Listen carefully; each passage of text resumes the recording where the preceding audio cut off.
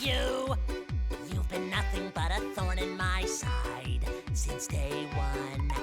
But I am from Tokyo, the great, and I'll not be outdone. Welcome to Fan Tokyo Spectacular Theater in the Pound. Please excuse my thespian vernacular when I say now is going down. I've had enough of you, so time to be my puppet on a string. I've had enough of you. Oh, dance, my little Muppet plaything.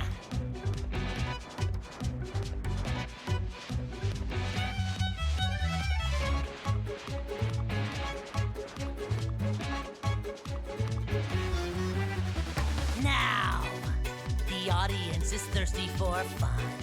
Time to run. 'Cause now your denouement has already begun. That means you're done. We could both be pirates on the sea. You'll swab the deck and play a part for me. Mops galore, you better keep it clean. Watch out now, my little friend, 'cause Sharkspeare's looking mean. I've had enough of you, so time to be my puppet on a string. I've had enough of you. Oh, dance, my little Muppet plaything.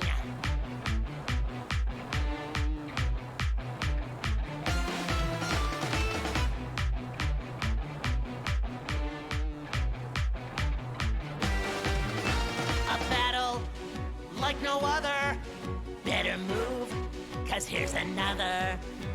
At least you'll get to see defeat in epic style.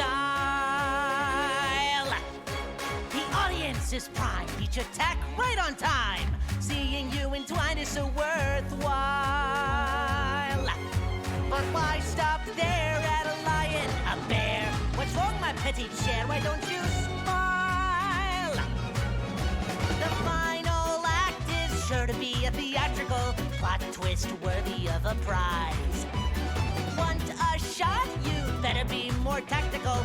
Messing with Fan Tokyo is never wise. I've had enough of you, so won't you be my puppet on a string? I've had enough of you. Oh, dance, my little Muppet plaything. I'm up to here with you, so why don't you finally face it? Your fate is sealed, and everything you do is what I say. Starting now and every day, you'll be my puppet, learn to love it. Every word I say you'll covet. Start anew, stuck like glue, bid your former self adieu.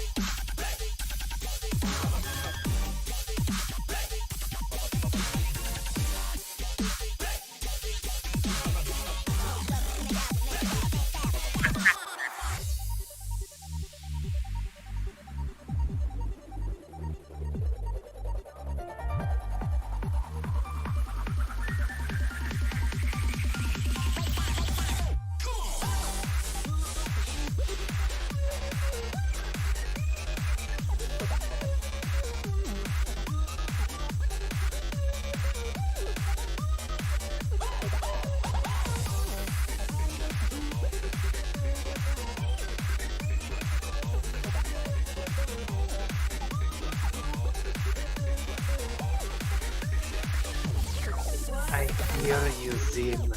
I can smell you. Oh, well, hello there.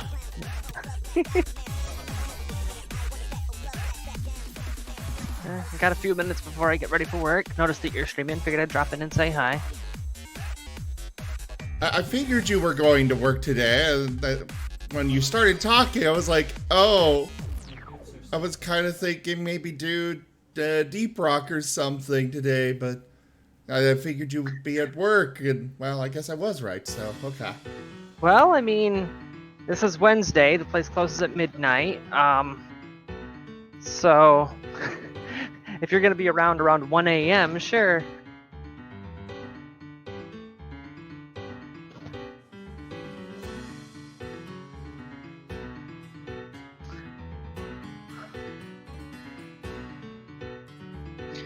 But I've still got, how much time? I still got an hour and a half before I have to head out. That's longer than some people's entire streams.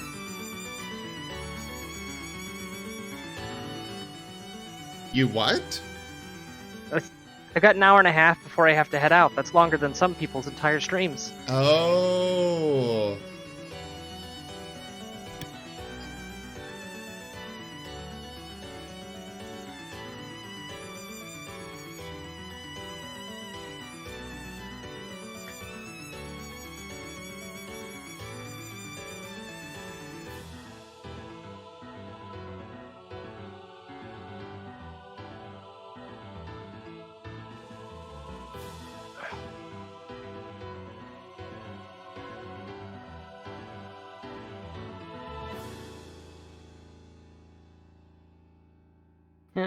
I've been trying to get back into the mood for playing Dyson Sphere program, but the problem that I have is that I was starting to burn out on it a little bit, so I took a step away from it.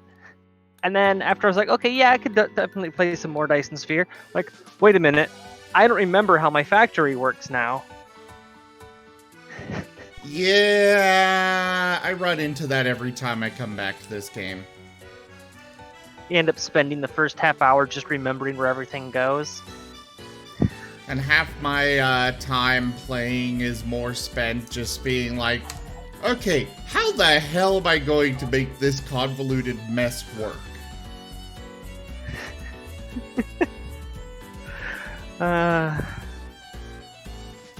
Actually, I'm running into that right now over on Satisfactory. Been playing a server alongside Caddy, and we recently relocated our base to the top of a cliff. Half the resources we need are at the bottom of the cliff. So I built this really big, long ramp between the two locations, and I asked Caddy, okay, could you run some conveyor belts and pipes and stuff up along the ramp? We'll use that as a conduit. I should have clarified I wanted them to be all straight and level.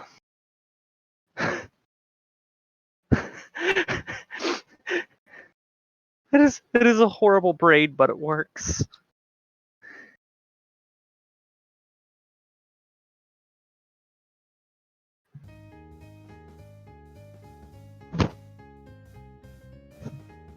Also, I want to know what magical stuff video game conveyor belts are made out of. You ever notice how many factory games there are where conveyor belts just always work, can go infinite lengths, and require no power to run? Oh, yeah. I love them. Also, I want some of those magic conveyor belts. I know, right? Also, hello everyone, and welcome to the stream. I am Razim, and this is Dyson Sphere Project, program. You know, that one thing that I always mess up. Yeah, that's this game. But hello and welcome. Ow. What? Now, for a little bit of note for today. Oh god, things are lagging.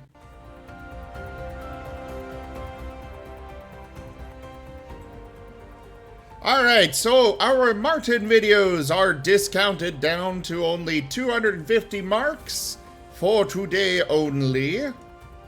And yeah, they're not going to be randomized. Today it is going to be starting at number 1 and going as high as we get. Sim, What? are you sure about this decision? Nope. But like I said in the going live post, this is basically this is going to be the game with, or it's going to be Marten videos with a little bit of the game on the side.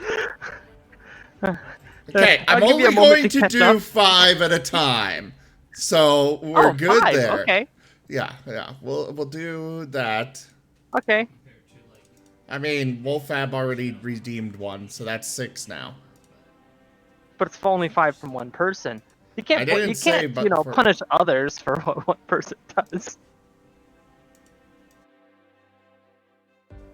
Actually, I'm fairly certain that I can. So, number 1. Hey there, Coco. Good to see you. Waffle Dirk, good to see you as well. Tarnheel, Wolfab, it's great to have you all here. Tanya, nice to have you as well.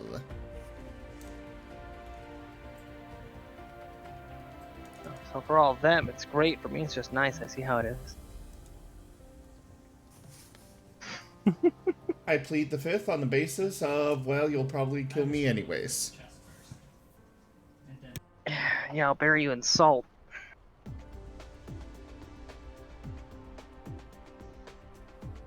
Alright, number 2, now number 3. That was a reference, by the way, for anyone who didn't notice.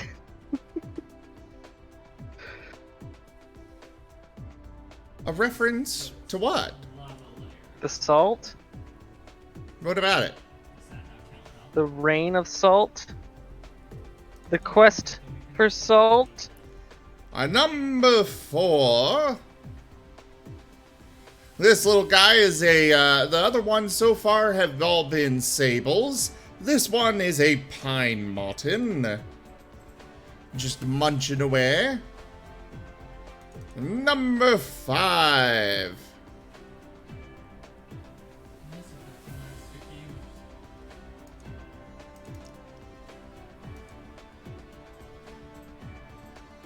This is Uma just relaxing and lounging around on a nice day. I'll accept one more right now, and then we'll do a little bit of the game at least. This is Uma again, the Sable. She is getting some love, and she is not happy with only the love that the human was providing. She wanted more. Damn it. What?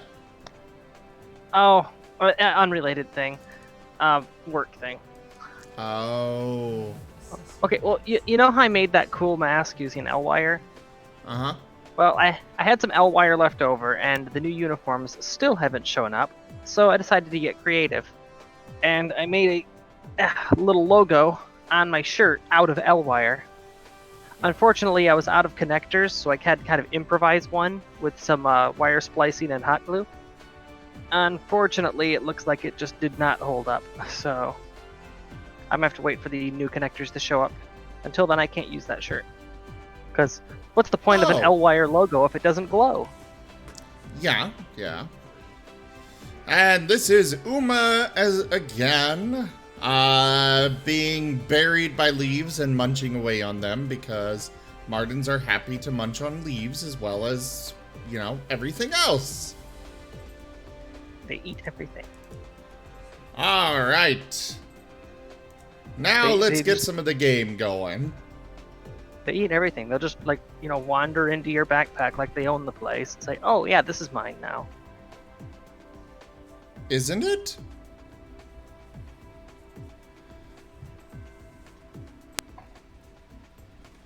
Alright, so they updated the power consumption of all power consumers and Wait, what? updated the animation data of all assemblers.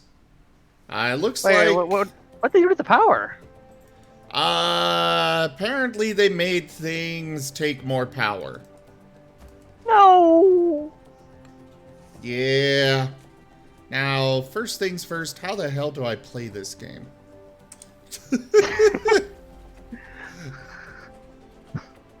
I've forgotten how to breathe. Sad thing is, if you're playing Manual Samuel, that's actually a thing that can end your playthrough, is forgetting how to breathe. What? There's a 2D side-scroller game. Got the Flash feel to it, but I don't think it actually runs in Flash. I mean, not like anything does anymore. But Manual Samuel is this rich, spoiled guy who dies, and you're given a second chance by Death, mostly because Death screwed up some of his paperwork, and he needs to find some excuse to say, "Oh yeah, look, see, I spared somebody. Yay, I met my quota." Oh, makes sense. But when he brings Samuel back, he has to make it through one full day with all of his bodily functions on manual. Everything except for his heart has to be done consciously and with effort. I see.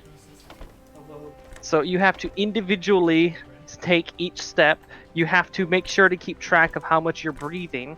You have to manually blink or the screen starts to get blurry. Lovely. Alright, so we have redone our setup for research.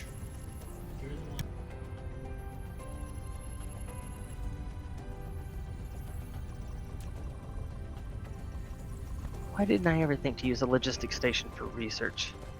Makes perfect sense. Yeah, bring it all into here. Yeah. When we get to the point where I have more of these cubes I need to use, I will put the other one here and run it in and in. Actually, I could go ahead and place it now. Okay. I mean, why not? Just so you're crackling a bit on Discord, it doesn't appear to be crackling on the stream, though. Good to know, thank you.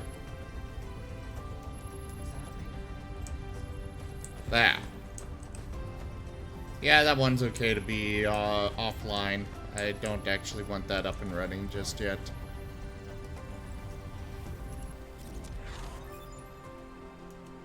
Yay! My logistics drones fly faster! Lol. You want to play a Marten Jedi or a Sable Sith? Why are the Sables the evil one? You know why. Because of you. You give them a bad rep.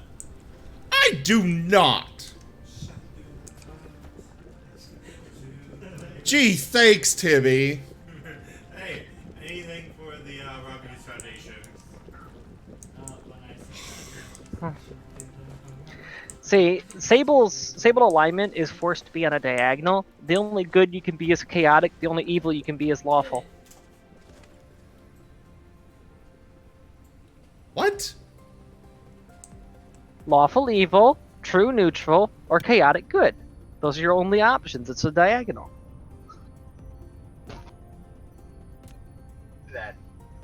I see, I think. Look at my drones fly!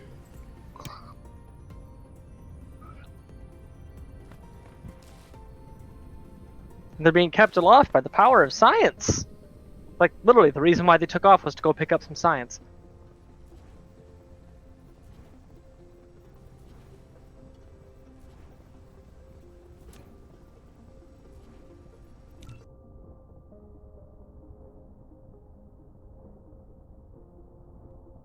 Yeah, I just realized I really should. I think I'm gonna activate that. Get that researched. Yeah, we'll go ahead and queue that. I can't do that yet because that's a complete other thing. Ugh. Darn. I can at least give you this. Something to There is so much stuff. What the hell are the green ones? Okay, that's the purple one. Okay. So we'll enqueue that, so then we can then enqueue this. There. So I found the purple one, the information matrix.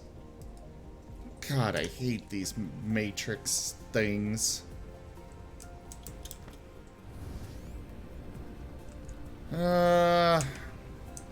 My fuel could use some more power.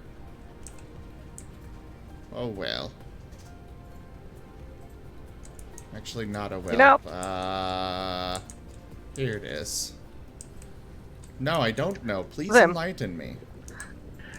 You're a Sable-Roo, right? Yes. Does that mean that you're half Russian, half Australian?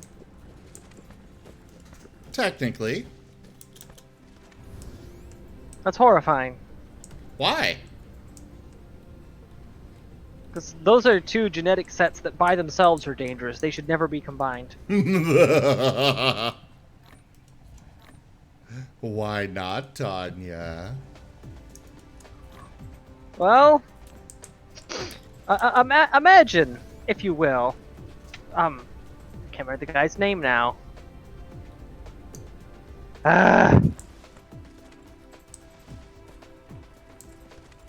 Dundee. Imagine Crocodile Dundee coming up towards you, and then 3 steps away, he just squats and goes, "Sukabliat." Why do I feel like that's racist? Well, I was describing Gopnik, which is a specific demographic. Although most Russians don't consider the topic of a Gopnik to be like a racist type thing. It's just, oh yeah, those are what some Russians are like. Just like, you know, most rednecks don't care if you call them a redneck. It's like, yeah, damn straight I am. Really, Gopniks are kind of just Russian rednecks when you think about it. Ah.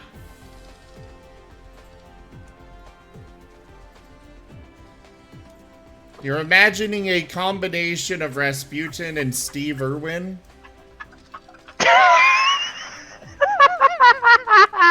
Thanks, Tarnhill.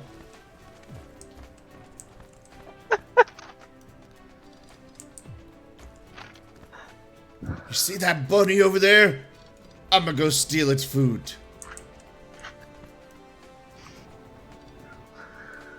Oh, she's right angry now. You gotta be really careful, she'll take your arm off. Or at least she thinks she will, but she really is just more of a big pushover.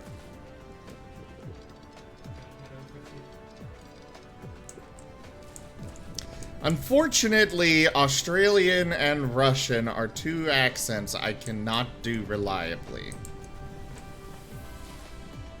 I don't even know what it would sound like if you combined Russian and Australian accent. You know, I've got some friends. I will have to poke them and see if they can figure it out.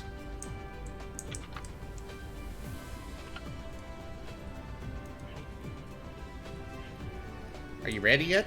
Are you ready yet? How about now? How about now? Are you ready now? Now? Now? Now? Are you ready? Chim's in the background asking somebody if they're ready yet, so I can't do it. It was a requirement.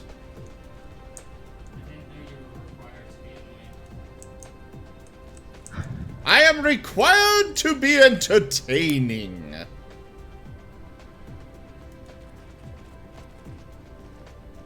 You can call it that. Well, good. I am glad.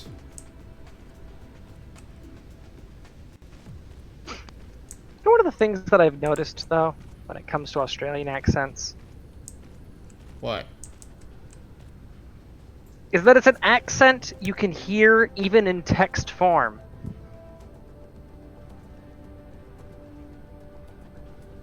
Because if you see the at least I don't know how this is for other people, but for me, if I see the Australian dialect in text, I immediately begin reading that text in an Australian accent.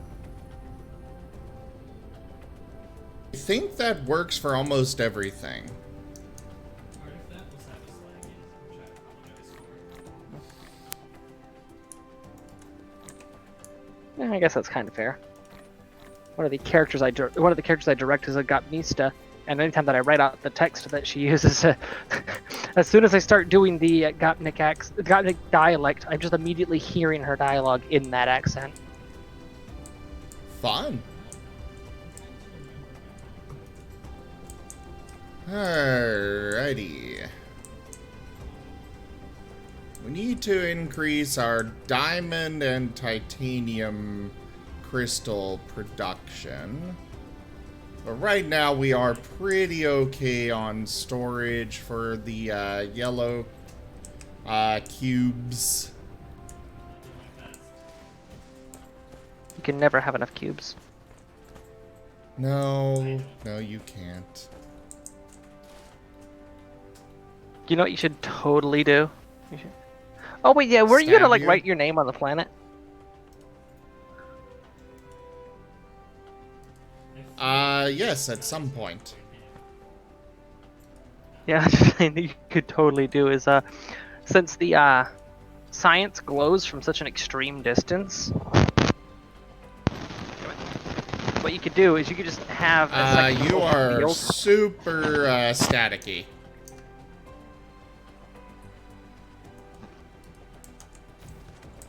There we go, that better?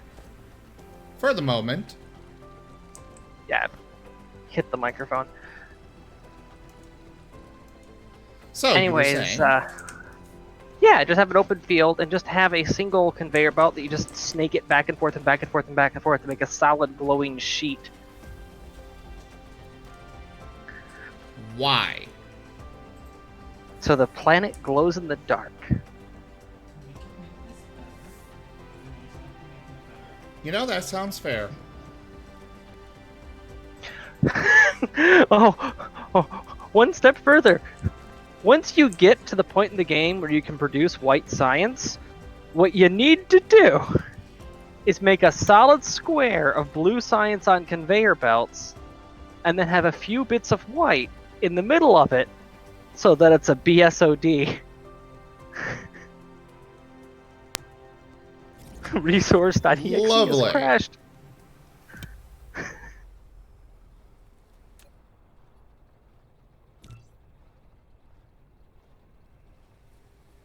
All in favor of killing Tanya for that horrible suggestion, say aye.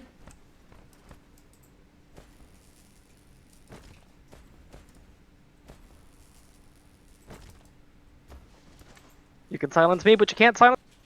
Alright, I'm gonna restart that. Well, apparently she silenced herself. We will be able to play for like another 45 minutes. No, it wasn't me. He totally was the one that booted me out of the room. Yep, he's mean. Wait, you left the room? You already have pieces in. It dropped out of voice chat. Oh. I did not even realize. I was doing it for a punchline. I do it for the vine. Did the punch hurt? I don't know. Is that how curve was made? No. Are you sure? Alright, send all that into there. He's not good for your magic.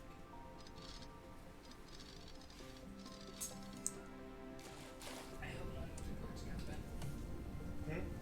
The kitty's not good for magic. I hope no cards got bent. They must die. Wait. So that's what's more important to you than the cats? I can either confirm or deny such What? You should have already known this. Also, don't forget. What?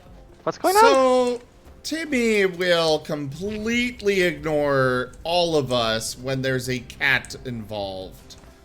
Or one of the cats is out here or something. We don't matter. But apparently, if one of them damages his magic cards, that's when he gets mad. Well, clearly you've just discovered a way to get his attention when he's ignoring you for the cat. It's You know, good point. I should start damaging his cards so he pays more attention to us. Well, you don't need to damage them. Huh.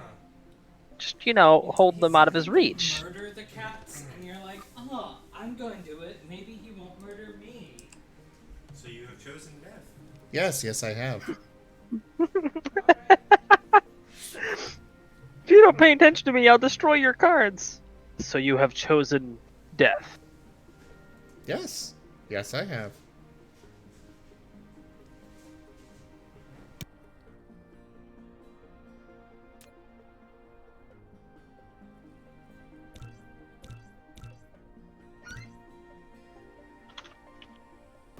Alright, I need more copper ingots!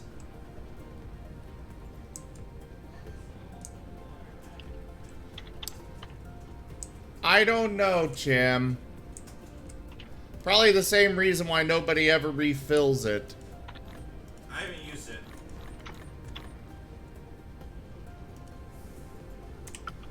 We've got a water pitcher, and I think Chim and I are the only two that actually refill it. I filled it twice yesterday.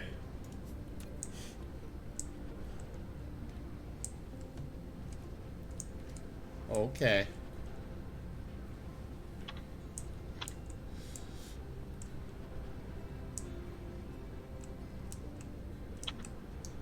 Ah, so apparently Timmy is going to pull the teleport to behind and death move. If I damage his cards. Wait, what's he gonna do? I was typing. Wolfab said Timmy is going to teleport to behind me and kill me. Uh-huh. All you gotta do is just pull a bleach. And it just says behind you, you just teleport behind him and go, too slow!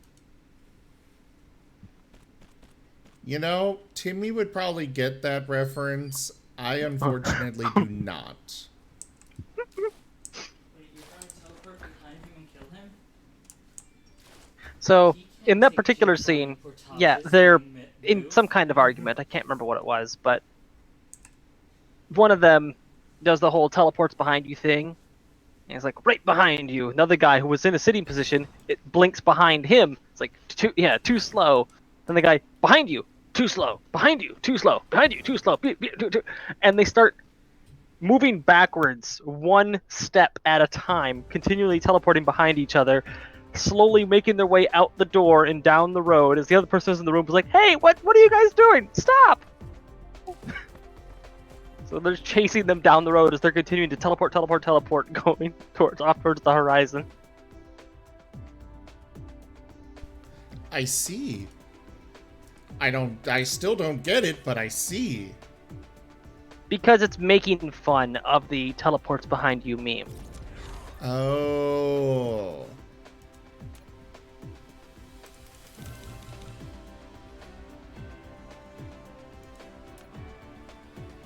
I still don't get it.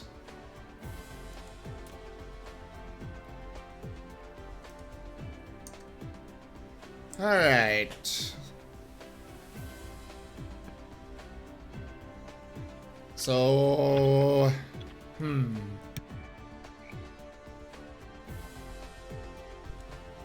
I really hate these recipes where you need to input 3 items. Because that's just asking for a whole bunch of spaghetti. Spaghetti! There's literally no possible way to get around doing spaghetti with that. Put it on a chest and send the chest to the one thing. But then you still have to get it into the chest with spaghetti. It's a lot less spaghetti. Actually, There's teasprings. Jim, you are so crazy that might just work. Where the hell is that? Except then I might run into the problem of the chest getting filled up with one particular resource. Like water, we have an unlimited supply of it, but the other two resources we need, we don't. And, you know, if we run out of one of those resources... You know what? It's Marten Day. We're doing the spaghetti.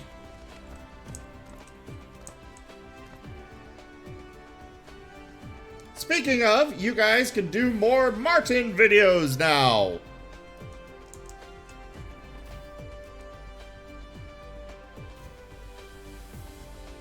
We will do this. It will be terrible, but it is what we will do.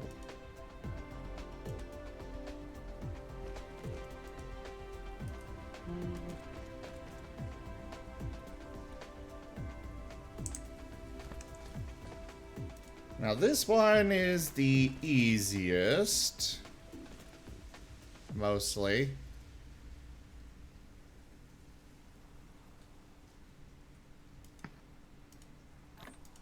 And we'll just stick with these.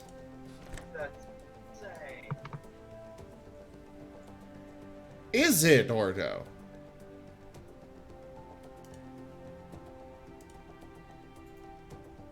What's insane?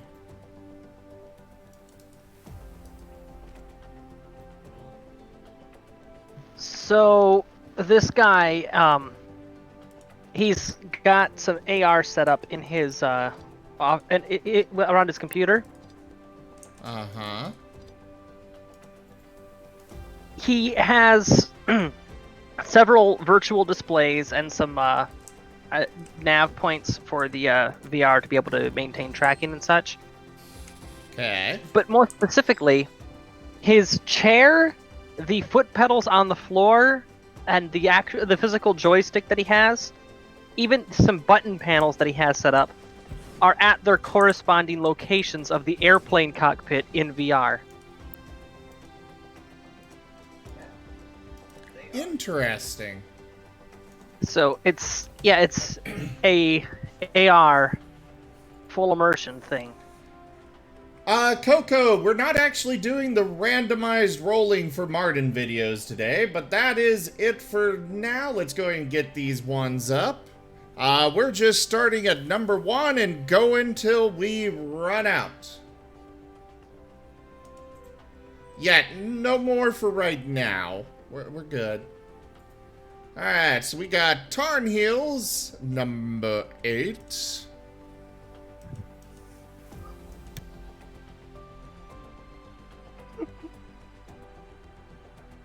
Go for the eyes, Boo!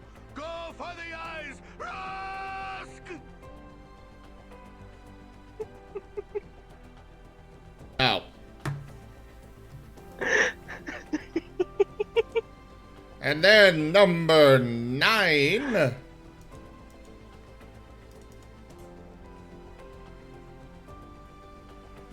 Then Zoroark's number 10.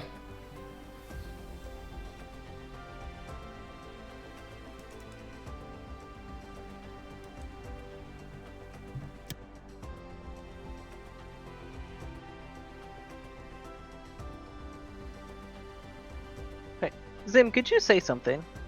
Just anything. Anything.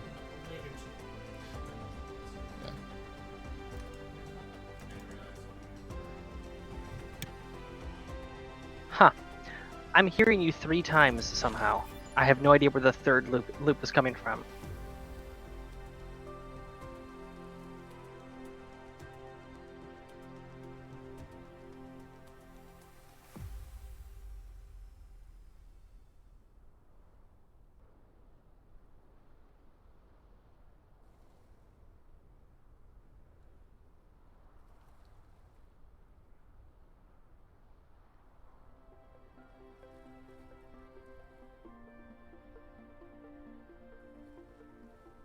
Alright, Coco, number 11.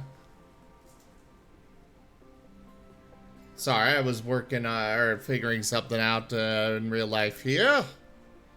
I unfortunately do not know the name of this Marten, this little sable, but this is one of my favorite videos. He's just enjoying a banana. Then number 12.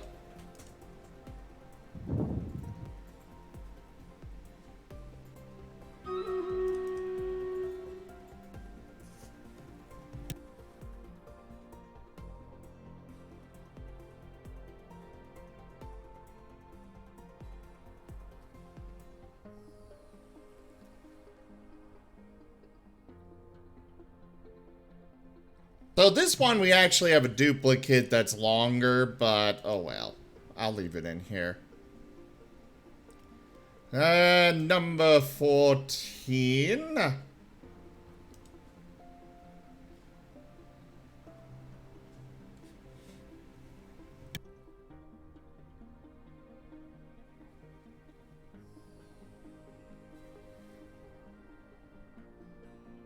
I will leave it up while we run Stream Raiders. Number 15.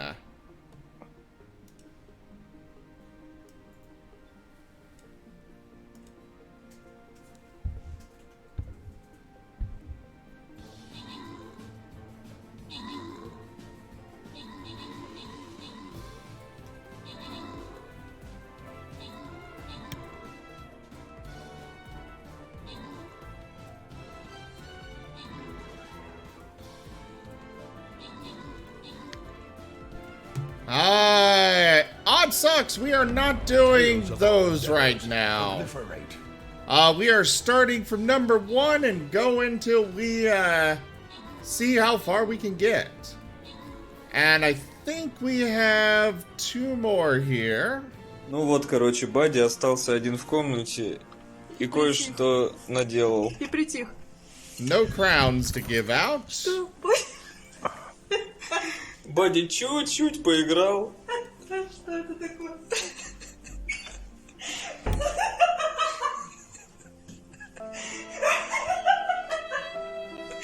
Бадди, ты чё? Бадди теперь разумахал. Блин. Извините, забыл.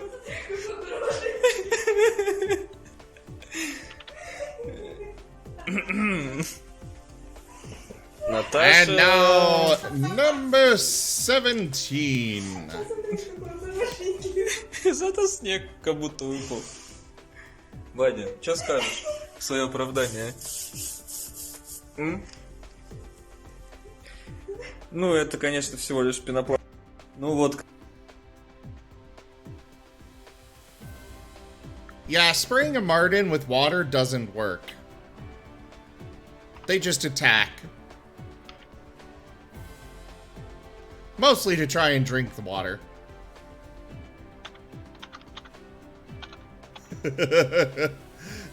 This one is Buddy. He's wanting the water in there.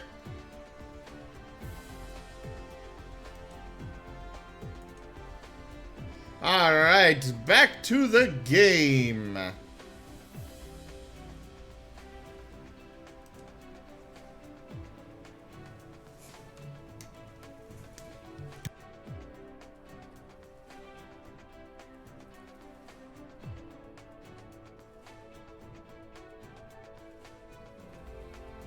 Now, I'm trying to figure out how to get this to connect.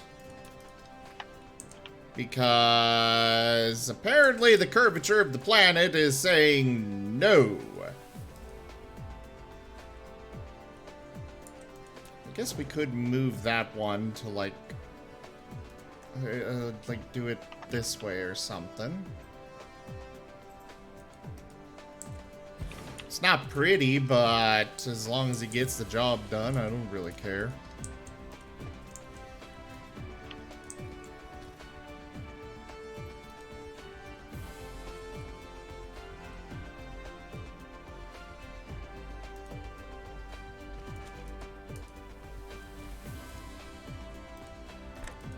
Aha! Now this one... We're probably going to need to do the same thing with this one. have it like so.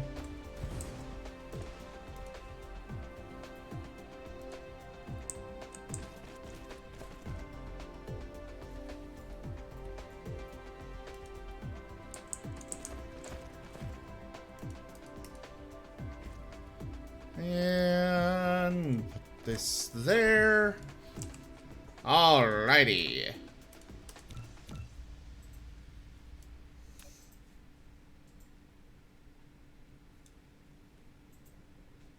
Holy crap.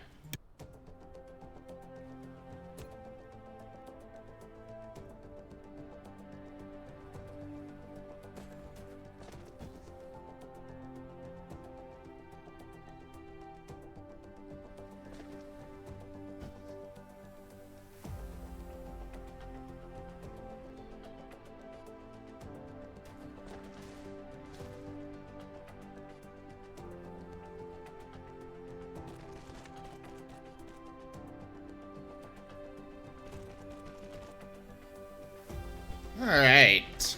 Feed that in there.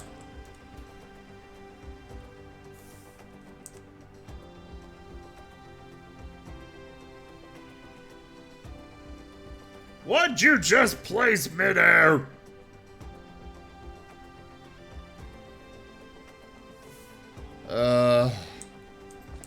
Fine, I will do it this way.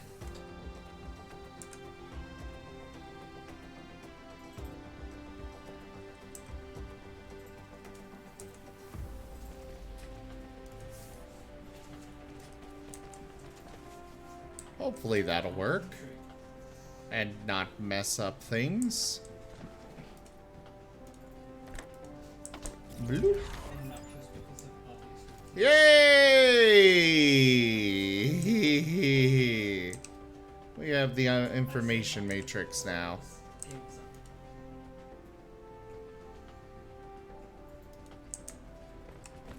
So soon we get to figure out how the hell to craft that.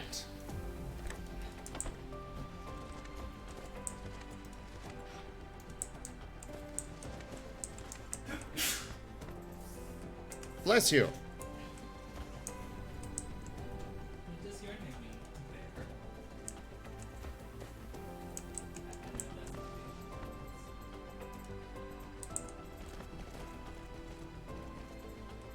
No. Part of his name is A generous bestowal. Well, thank you very much for the donation. I didn't notice what else you did there. Oh, I just stacked all the memes. Ah.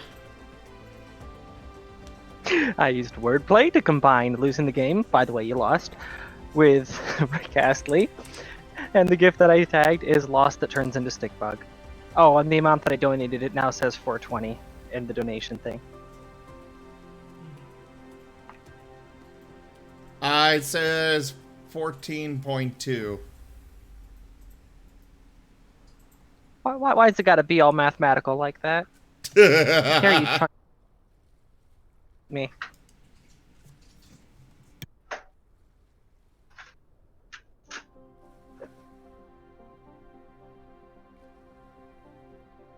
That alert did not stay on screen long enough.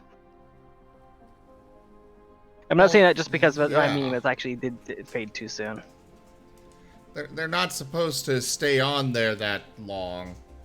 But anyways, it is. I will go ahead and accept some more Marten videos. So go ahead and redeem them now.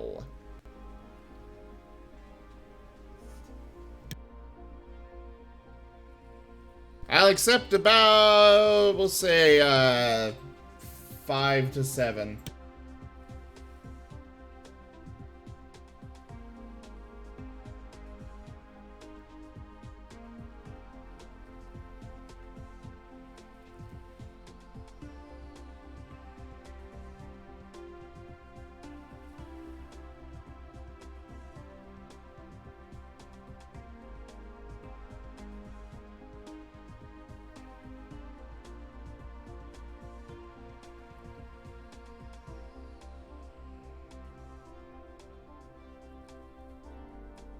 Also, Waffledurg, I do not understand what you are suggesting at all.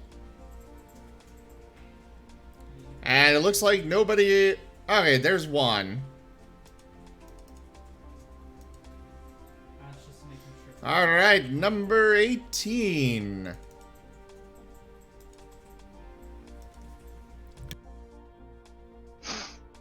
Oh, yeah, that would. I just did the math. So yeah, that would work. But let me see how much money I have right now. Actually. Hmm.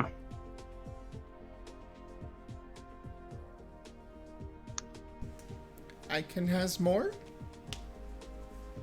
Please, sir, can I have more? Okay, well that's interesting.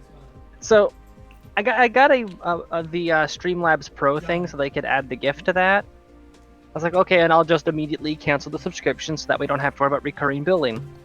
Apparently, if you cancel right away after making it, it just refunds the money.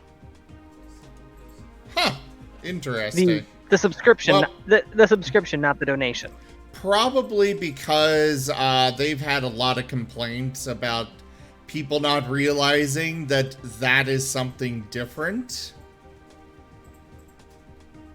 Yeah, I can see that. All right. And then Wolffab for number 19. Here we have Buddy hiding out underneath the counter. It very much this video very much feels like one of those boxes with the switch on the outside. It really does.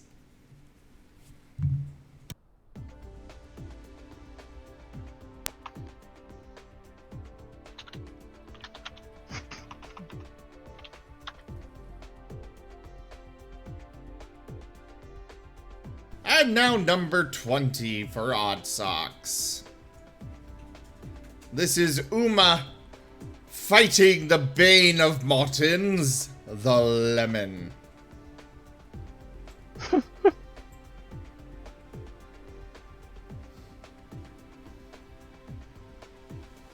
Actually, they do actually enjoy lemons. They just also like to play with their food sometimes like this. Alright, well, back to the game then.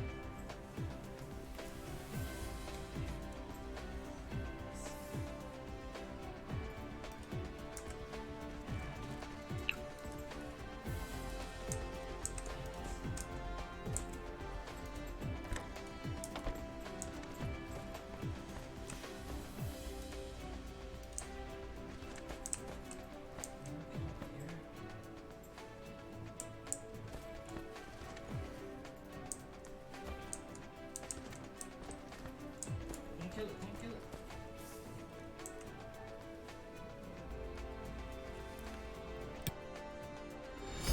A magnanimous dispensation.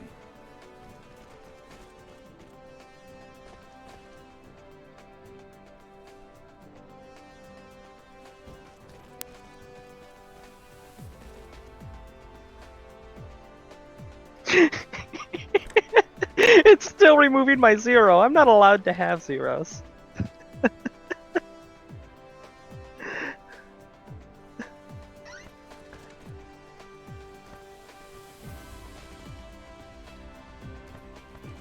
You know what I should have done?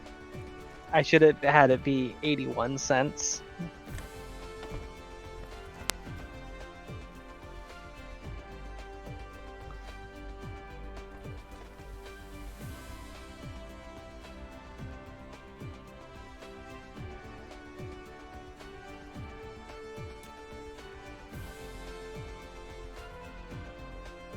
By the way, that is all that I can safely donate for now.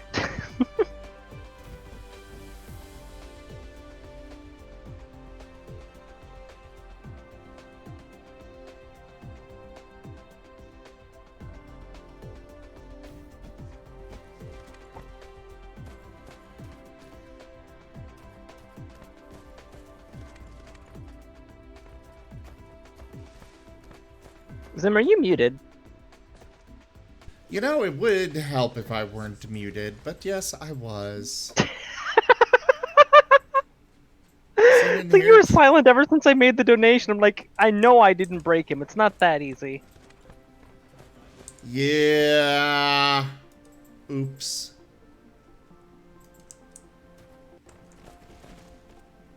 What? What? My roommate's over here staring at me ominously while sucking on a fork. I'm eating the rest. I just had my 5 CD. I can't let it go for me. Oh, that's actually okay. I thought Really that enjoying his was. cheese, apparently. Well, what's wrong with enjoying cheese? Nothing's wrong. It's just that's why he's standing behind me, ominously sucking on a fork. Why can I not finish my food? Yeah, food is valuable. Yeah. People on the ship have killed for it.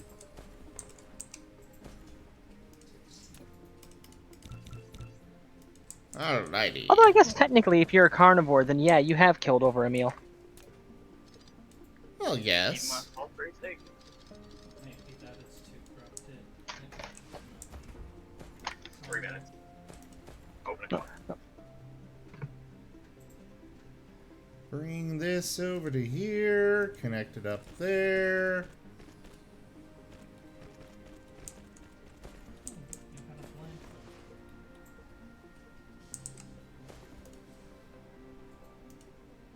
I think it was from the zombie. Annoying. That can go there. This can go there. Baboosh. Zim. Dibs is bruising my ego with reality. What?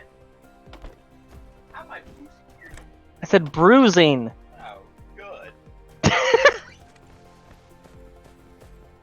I have the feeling you probably deserve it. Only a little.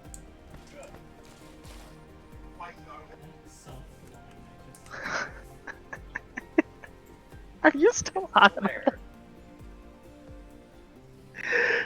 Well, if you weren't barking at the neighbors. Barking at the dog. Isn't he a mouse now? Yeah, and has been for a while, but yeah, the incident in question here is the dogs were barking, so he opened the door, he was leaning out of the door and barking back at the dogs in the middle of the night.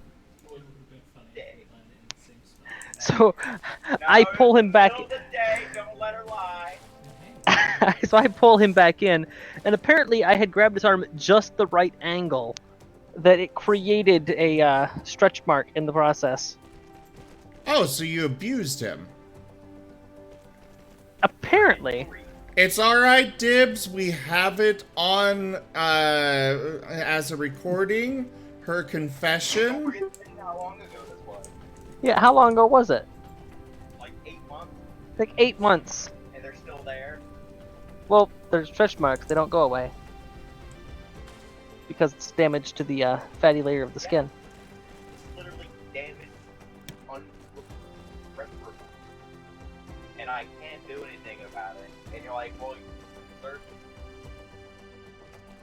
Well, it's not a matter of deserving it, it's a matter of I was just pulling you back in the door because you were barking at the dogs. I wasn't expecting you to be as soft as a banana. You can put that in general gaming, Waffle. Forget how to treat fragile.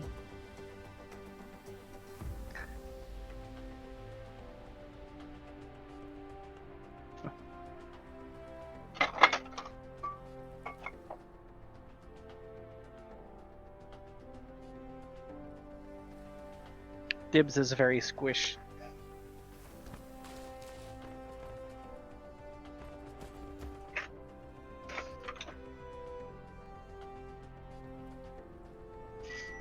Was sitting here trying to figure out why my why nothing was actually processing over here, and then I realized, oh, the water hadn't made it over yet.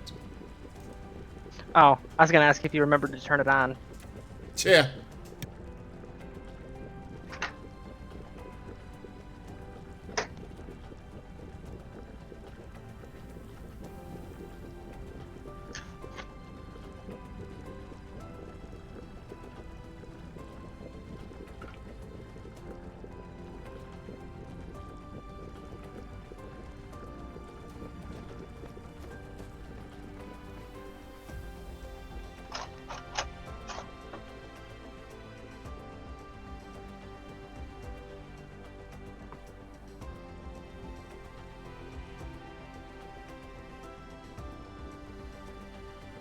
That works too, Waffle.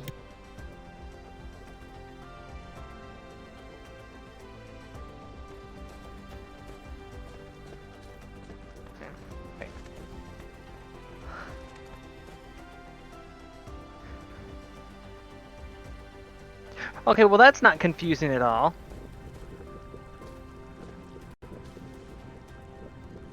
I thought that was a What? post from Wolfa BG until you said Waffle. I was like, is that just a pet name? I took a close look.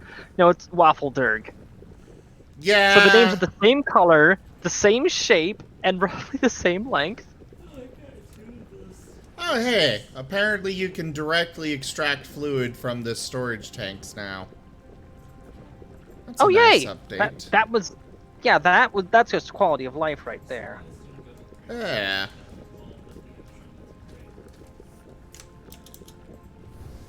I'm feeling like I should probably make more of these chemical plants.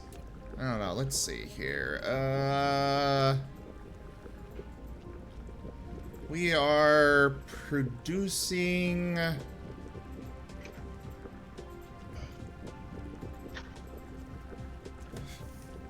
We're producing more refined oil than we're using, which is good.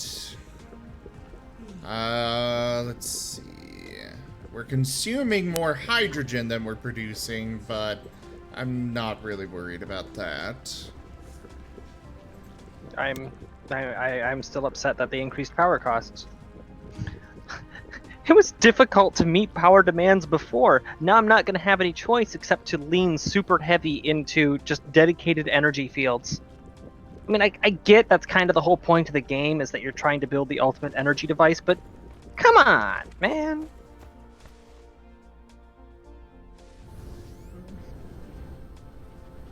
There is a car outside that has had its alarm going off repeatedly all day.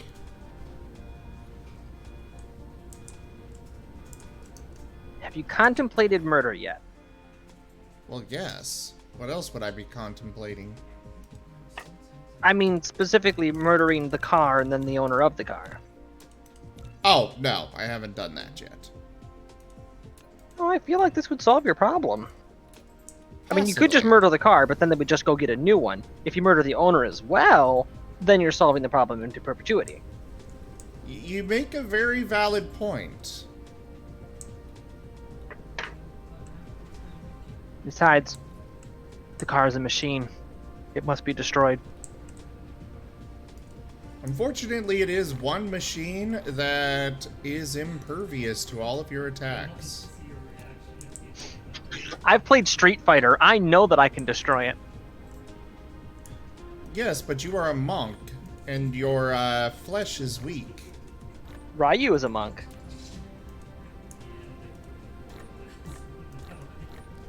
It's the end of the world as we know it. Specifically, what I'm referencing is in the old Street Fighter games. There are special bonus levels where you can actually beat the crap out of a car. You eventually reduce it to nothing but scrap metal. I've never actually played that, so... Street Fighter, was it? I believe it was Street Fighter, yeah. It was one of those old side-scroller beat-em-ups.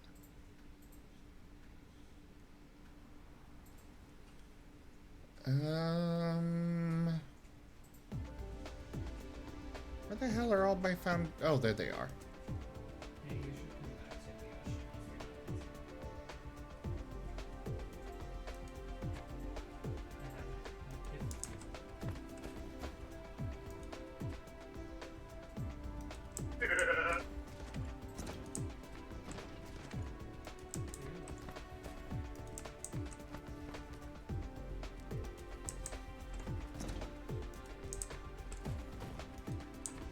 this is one game where I'm actually happy that they, at least so far, have not announced any plans to make it multiplayer. While playing with your friends is fun, games like this and Satisfactory, sometimes it works, most of the time it doesn't. What works sometimes?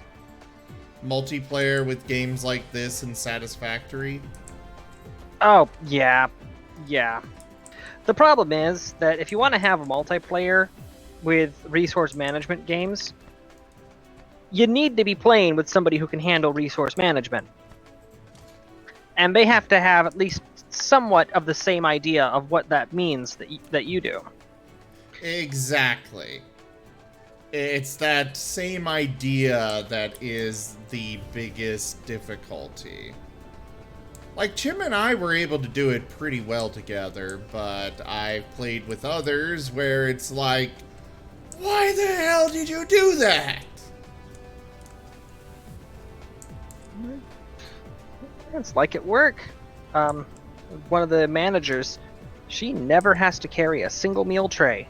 I've never once seen her hauling food. Yet she insists the best way for us to move things when we're behind is to just stack up multiple orders on the same big, heavy tray and then just run them all out at once. Not realizing that when it's busy, half the time we're wandering around looking for the number tag for just one order, let alone a dozen. And that carrying food orders is the closest thing to a break we get.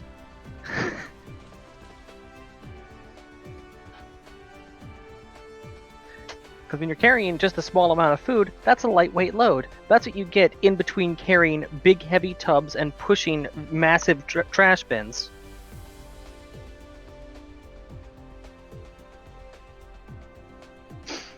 The best part is... Yeah. The best part is, the one time that we clashed over this, and I told her, I was like, yeah, well, what works on paper doesn't work in practice. And running them out one at a time works faster, more efficiently, and easier for me than on the tray.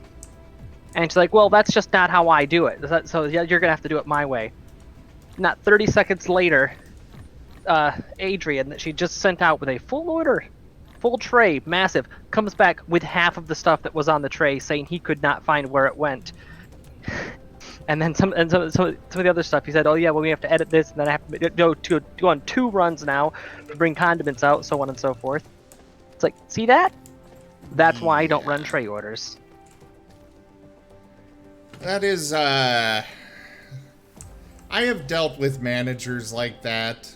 The my way or the highway kind, and it's like, you're an idiot. It's like, yeah, you've never worked Expo in your life. When I see you in the window half as much as Lex is, then you get to tell me how to run food. Except for like this little chest and kind of these 2 chests. Because, yeah, Lex, one of the other managers, anytime that we're a little bit behind, he will assist whatever department's running behind, whatever group is running behind. And, yeah, he never faults my methods when I'm running food. In fact, he's actually one of the proponents of running partials if things are starting to get really backed up, just to get things out of the expo window so that it runs smoother.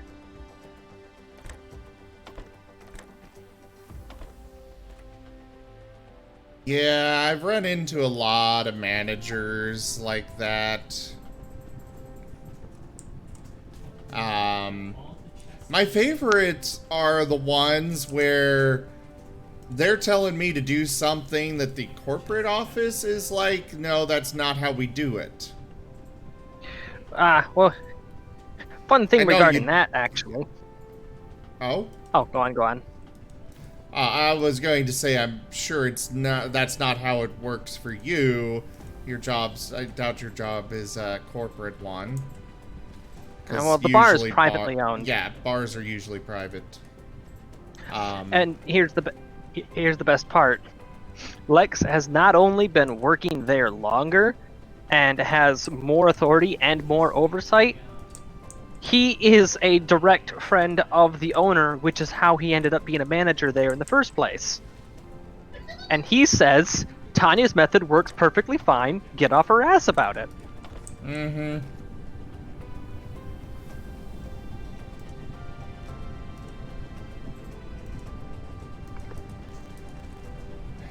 Yeah. I And he's working. I ran into this a lot with when I was working Starbucks customer service, where my boss would be like, "No, you have to do it this way." But the customers are happy. Corporate says this is the way to do it. Why am I doing it this convoluted, weird way? Because I said so. Power trip? Yeah, power trip. Anyways, you were about to say. Yeah, Lex is actually the one that signed off on me being able to go by Tanya rather than Daniel for all the interactions at work. On everything except for my pay stubs, it says Tanya. I like bosses like that. I actually, my old boss, working security, was like, yeah, I don't care if you want to be called, Zim. And that's what I always went by.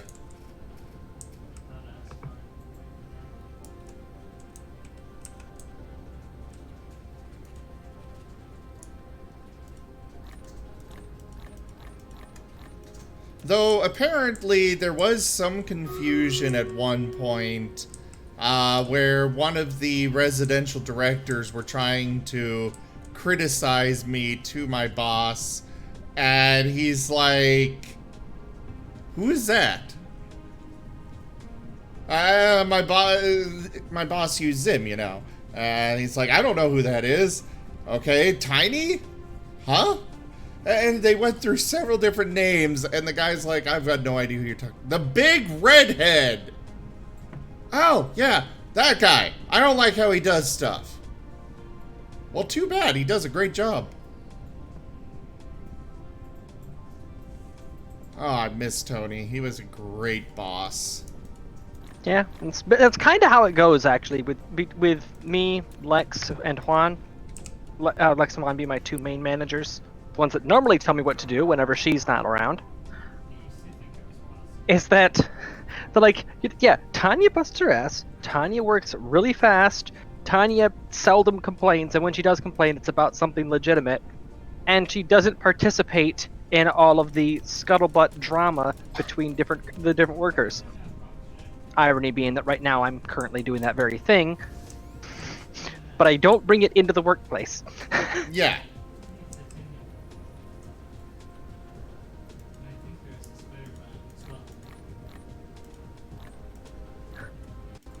But yeah, because of the good work ethic and me actually busting my ass, it means that they're willing to work with me and cover for me in a lot of departments where you wouldn't normally expect them to. Because apparently, from what I've discerned over time working there, is that they have a very high turnover of bussers because of how tough the job is compared to how much it pays. Yeah. And a lot of the people that apply for the job are like teenagers that are just starting out and have no work ethic whatsoever. Or you have people like Jason Isaac that are, well, they're Jason Isaac.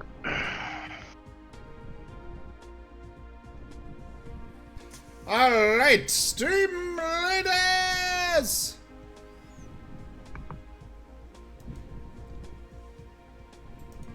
Oh, we gotta reload. I will only say this about Jason Isaac. Individually, each of them is a great worker. The moment that the two of them are allowed to be on the same shift, they get nothing done.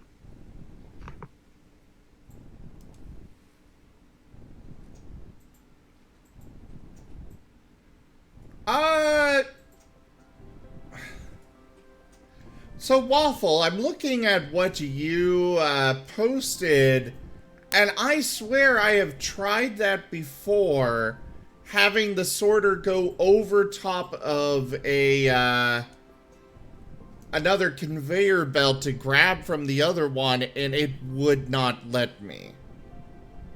I swear I've tried that before.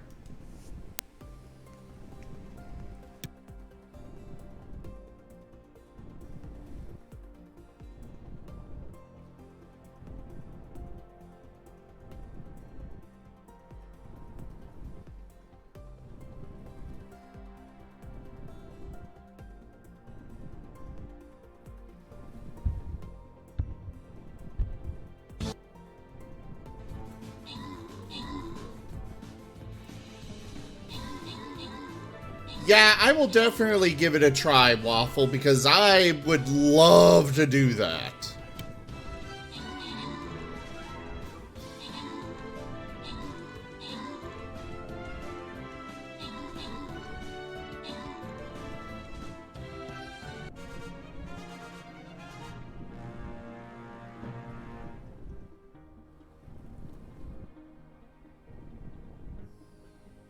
Maybe it was a different problem that I associated with what I was trying to do there.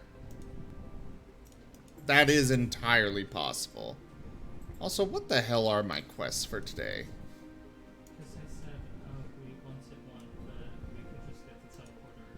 But your brain is like, he wants Oh, it. assists. Yeah, that's not gonna happen. Assists just do not work. Alright, everybody, place your troops.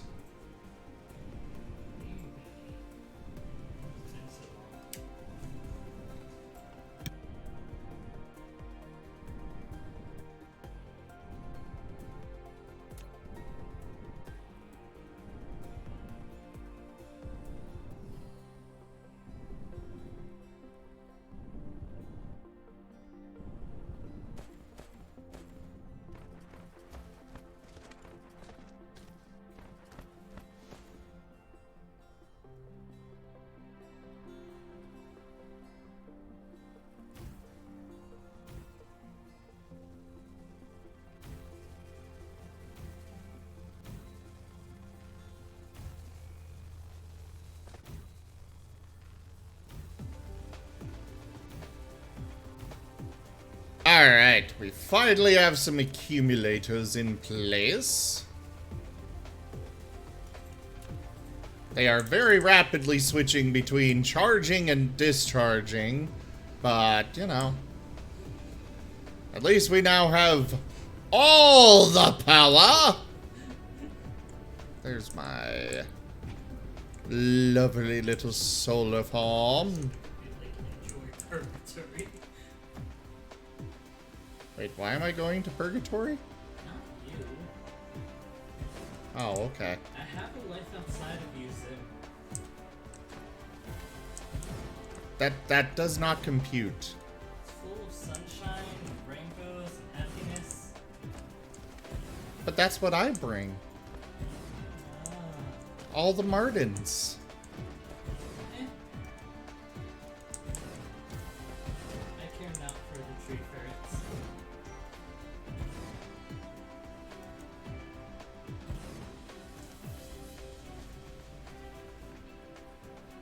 You are just saying that to get under my skin. Am I? Yes. I mean, you keep trying to shove down my throat that Martens are better than Kitsune, and I will never accept it. Best part is that head tracking caught the first half of that you whipping your head around.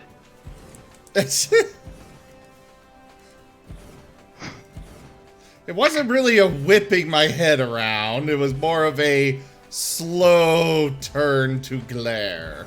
Yes. Well, obviously.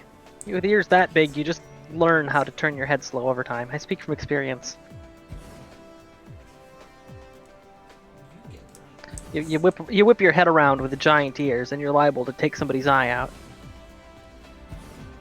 I wouldn't mind doing that to a certain someone that Just go full dares wet to dog. insult the Martens.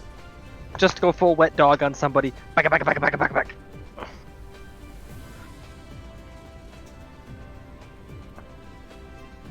I guess it could call insulting Martens, but I'm just saying the truth. It is a lie of the most fiendish caliber. I know the most fiendish caliber.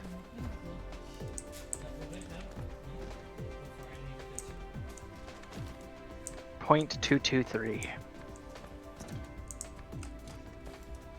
I have no idea what that means. It's a gun joke. Oh, yeah, I don't get those.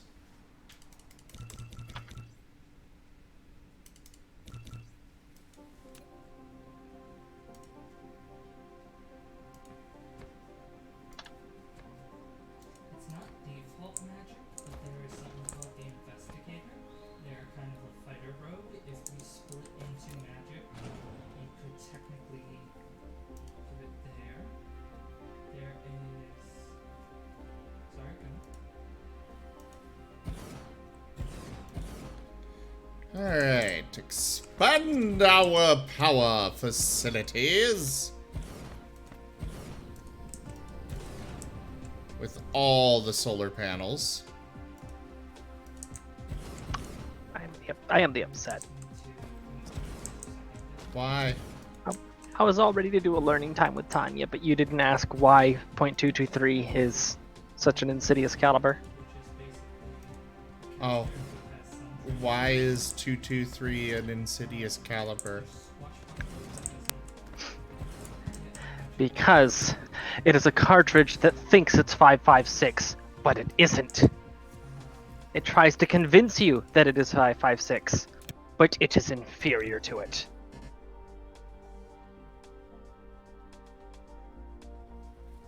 And, you know, if you try to chamber a 223 and a 5.56, you're gonna have a bad day.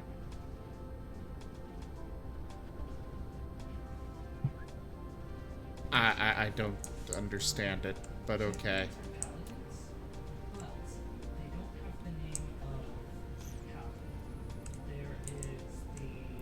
Alright, we need a bunch more of this in our inventory.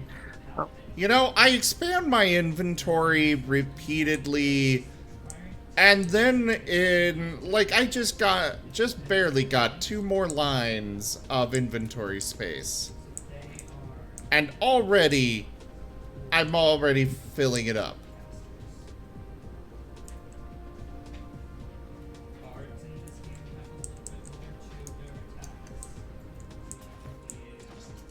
You were about to say, Tanya? Huh? You were about to say something.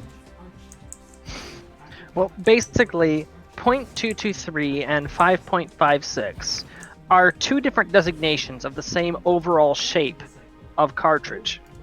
However, the ballistic properties of the bullet and the type of powder that it uses are different.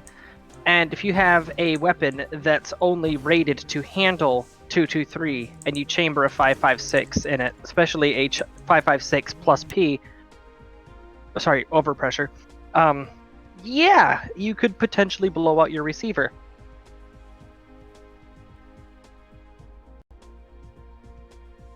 Ah, I see. So, if you have weapons that are chambered for 223 and weapons that are chambered for 5.56, you have to check every bullet before you add it to the magazine. Because if you put the wrong one in, you'll either have a feed failure because you don't have enough pressure to chamber the next round, or you'll have an overpressure receiver failure, which is significantly worse.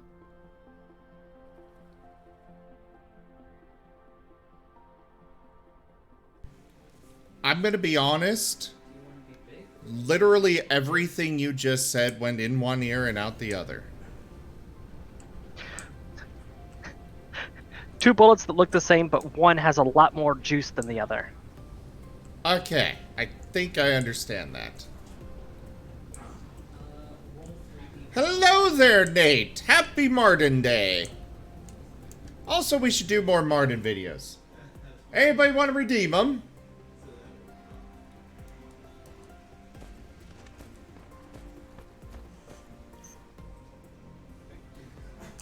And yeah, Wolfa, I would much rather have a feed problem than a blowout problem.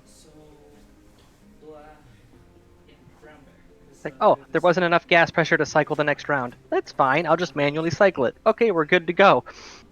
If there's too much pressure, well, you're not going to be worrying about it much of anything anymore. If you had over 200, I would say forward.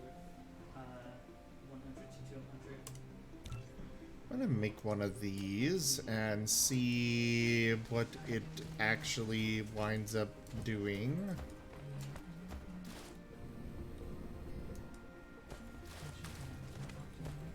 Because as far as I understand it, the energy exchanger should allow me to transport power from this planet to another planet.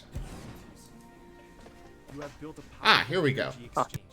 and can use it. Oh, and one final firearms-related thing to close out learning time with Tanya. You can also release the electric energy stored in the full accumulator with the same speed, with a stable logistics guarantee.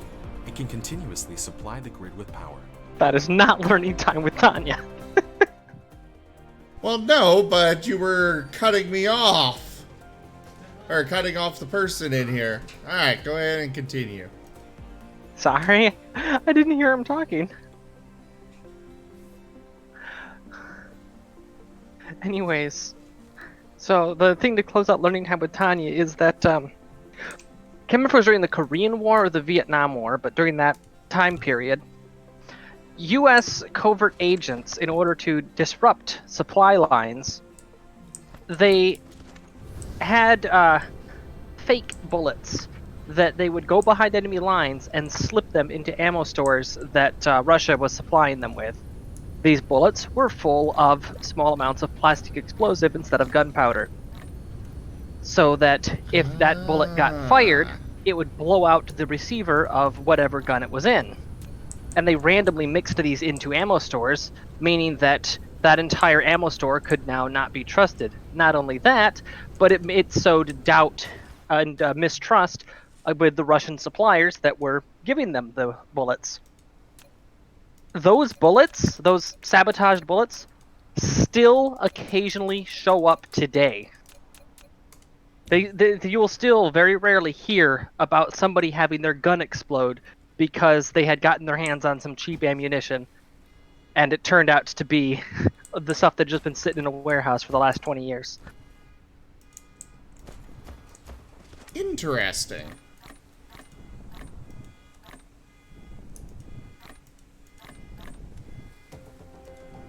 That is actually very interesting.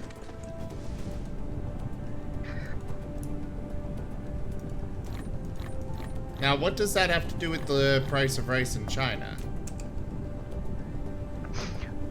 Well, during wartime, food actually does tend to be more expensive. And if you're disrupting the normal lines of supplies and such, that means that the military has to spend even more in order to ensure and quality test their supplies, which means more federal spending gets diverted towards that, and that means that the cost of food goes up even higher. Since China directly borders Vietnam and Korea,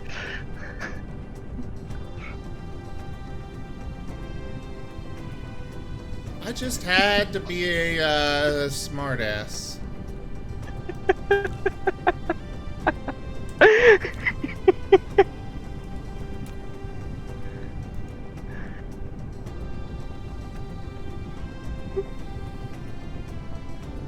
Okay, we got plenty of iron ingots in here. What are we missing? Oh, magnets. Derp.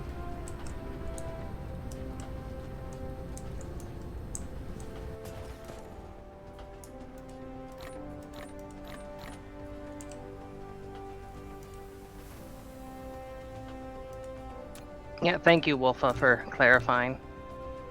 Yeah, it wasn't to frame Russia, it was to frame China.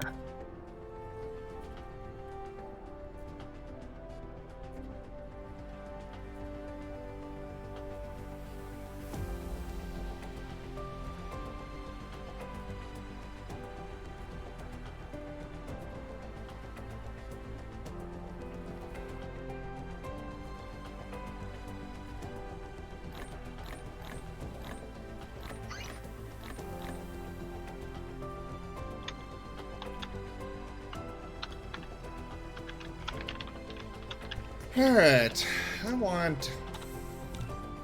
we'll go for 60 of these accumulators.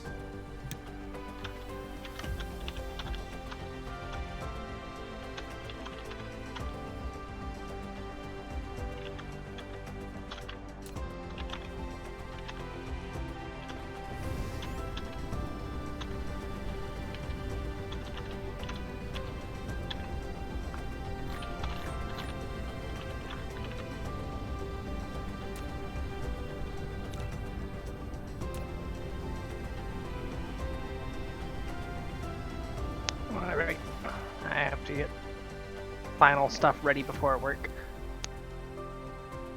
Well, if you must.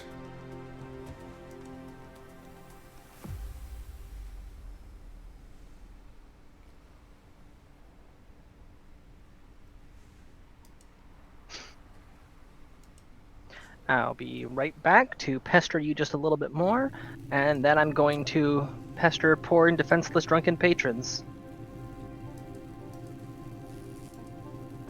Okay.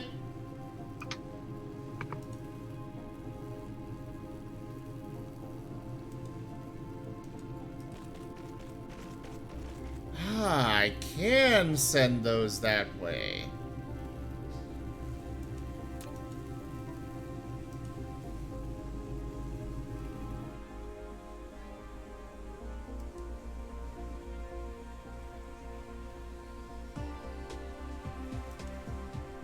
So...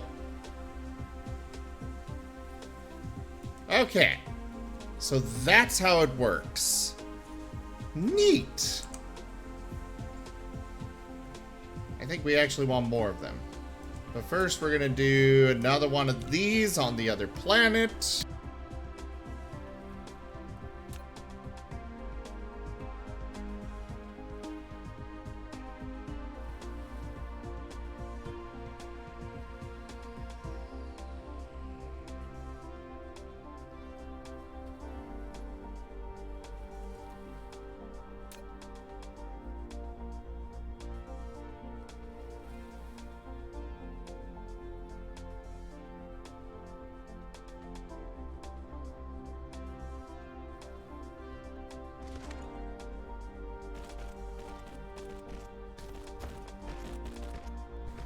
Alright.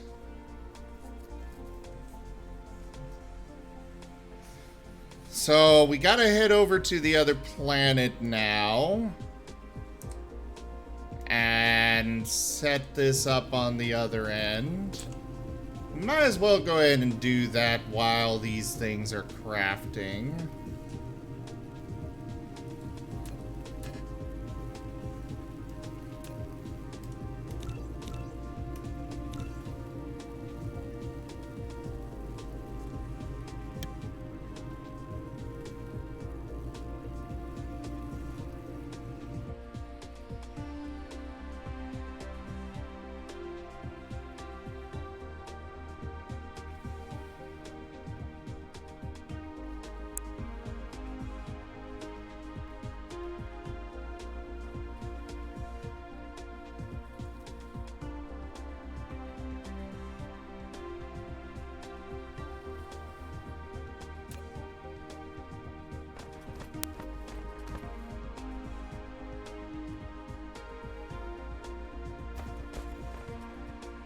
Okay, I think what we're going to do...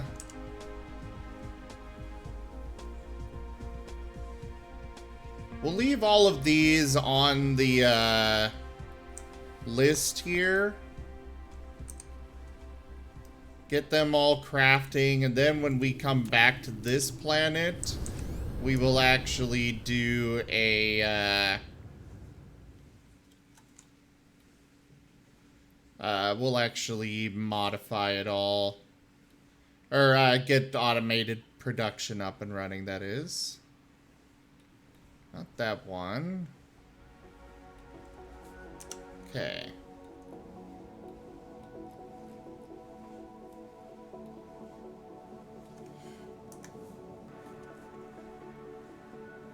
Oh, boy. Oh, okay. I can avoid it that way.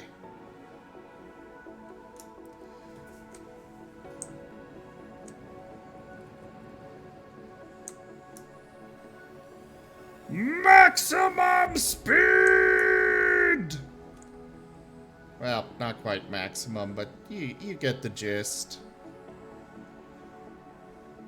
Onwards to the other planet!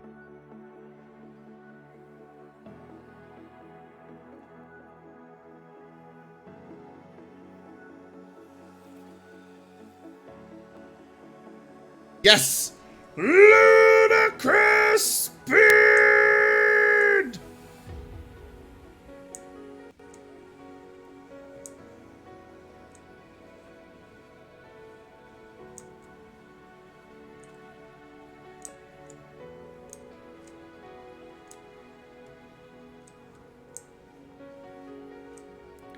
I do wish that if your inventory was full, the game wouldn't be like, well, you canceled that recipe, but your inventory's full, so it's all gone now.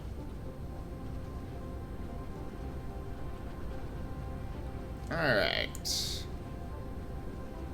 I think that's the space... No, that's not the space elevator. There's the space elevator!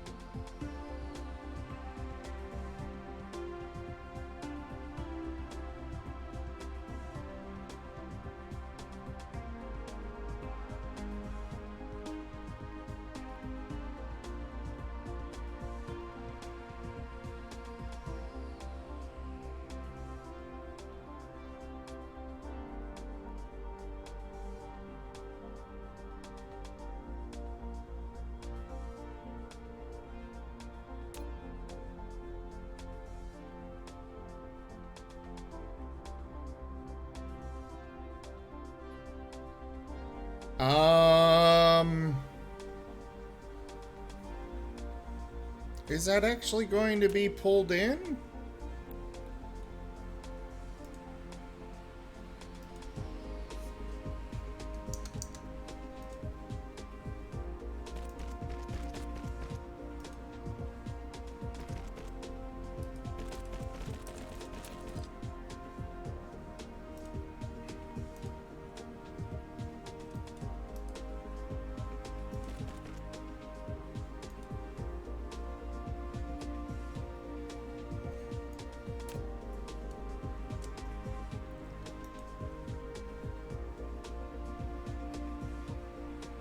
I mean, I suppose this place is fairly well powered.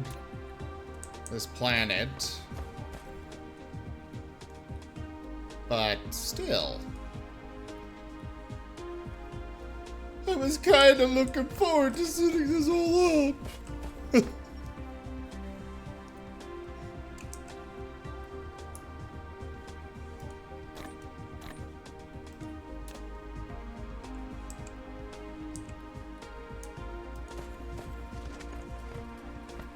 Why are there only 18 in here? Oh wait, the other two are out and about. Okay. I was concerned. Rank up. Hold the line. Sal Food Sal! Thank you very much for that raid. Welcome!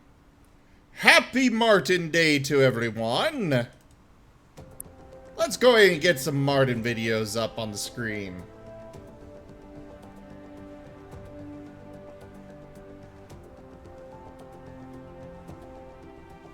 Or things are gonna break. But yes, hello everybody, welcome, thank you very much for that raid.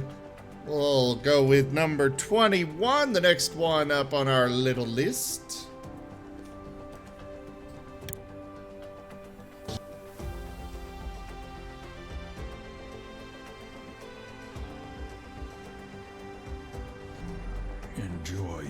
But hello, welcome everybody. Salford, what were you doing today? Journey to the Savage Planet. Interesting. I think I remember looking at that game. I wasn't sure. Yeah, I'm pretty sure I looked at that game and was interested. But yes, today is Marten Day. This little guy on the screen here is a Marten. He's, actually she, this is Uma. This is a sable type of Marten specific to Russia, or native to Russia. Martens are mustelids. I absolutely adore these little critters. They are so adorable, so precious. They deserve to be loved. Like right there. Today we're mostly... Don't let 'em fool you. It's just a facade. What? Don't let them fool you. It's just a facade. They appear innocent so that way you'll let your guard down. Well, they are nature's most adorable assassin.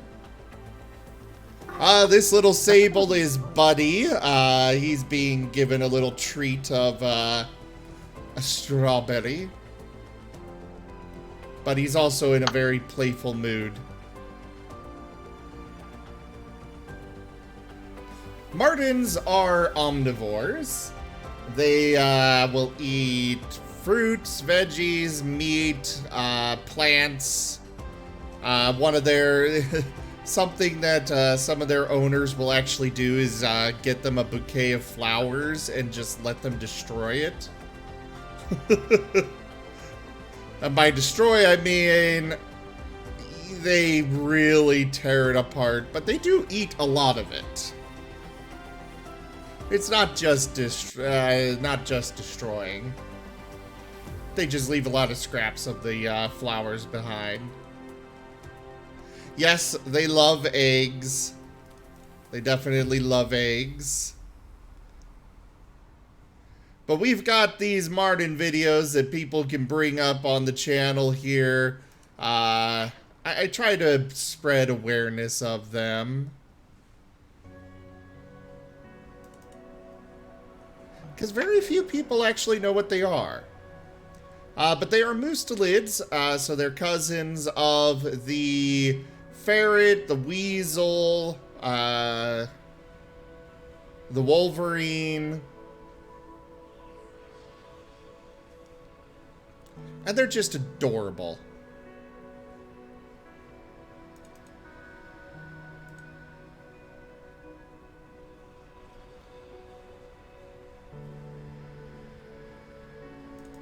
Here's a different variety of Marten. This one is the beach Marten. They're also known as the stone Marten or the house Marten. You can tell them apart because of the white neck as well as the kind of dirtier brown fur coat compared to most of their relatives. These ones are actually a little notorious in Germany and other Central European countries for kind of disabling cars. Jaffer, we're going in order today, actually. Nothing random or specific.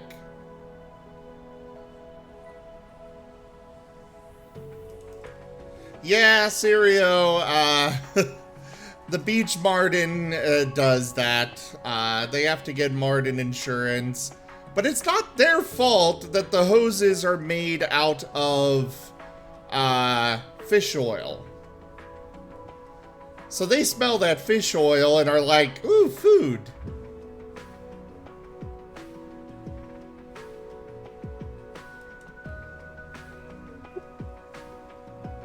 You know what? I guess I can skip to the purr. Let you all enjoy that. Let's see, we are currently on number 27.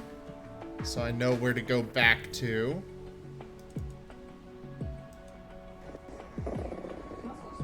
I'll mute the game.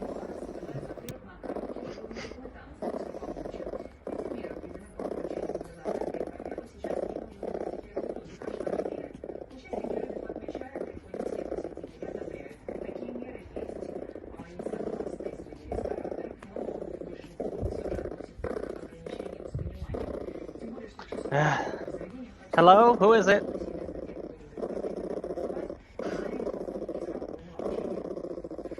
Hello? How do I send this to Thought Mail? You can't. Of course, the Talking Network sold out. Now they've got infomercials coming through. Oh my! Can you imagine that?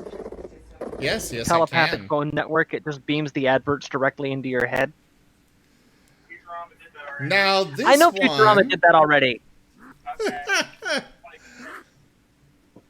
This little guy is a pine Marten. They've got kind of a more rich chocolate brown fur color usually. And then their necks have the bright orange coloration to it.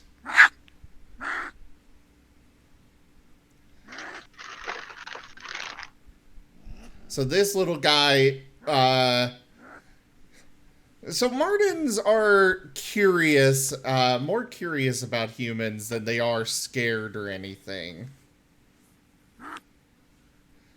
They can be very territorial, so this person's probably getting a little close to the Marten's territory here. Something location that's important to them. But they don't generally attack humans, they just kind of are, you know.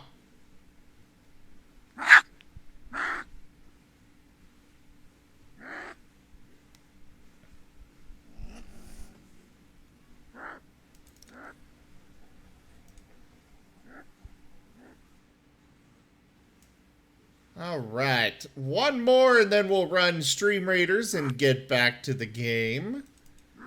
Some more Marten sounds.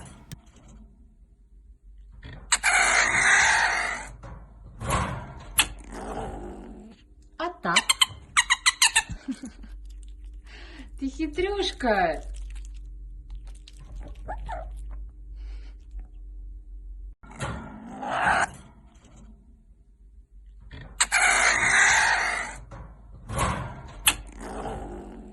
А так?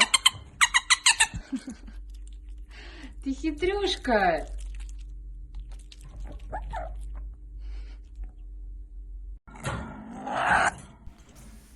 Not angry.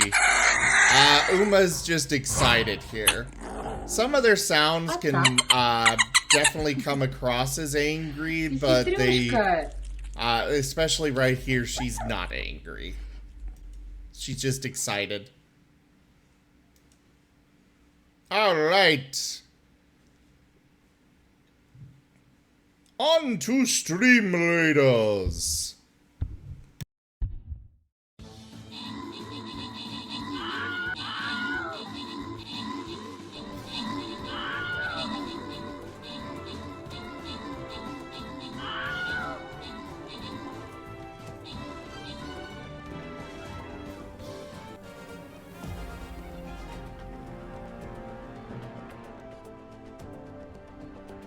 Alright, we have Waffle with most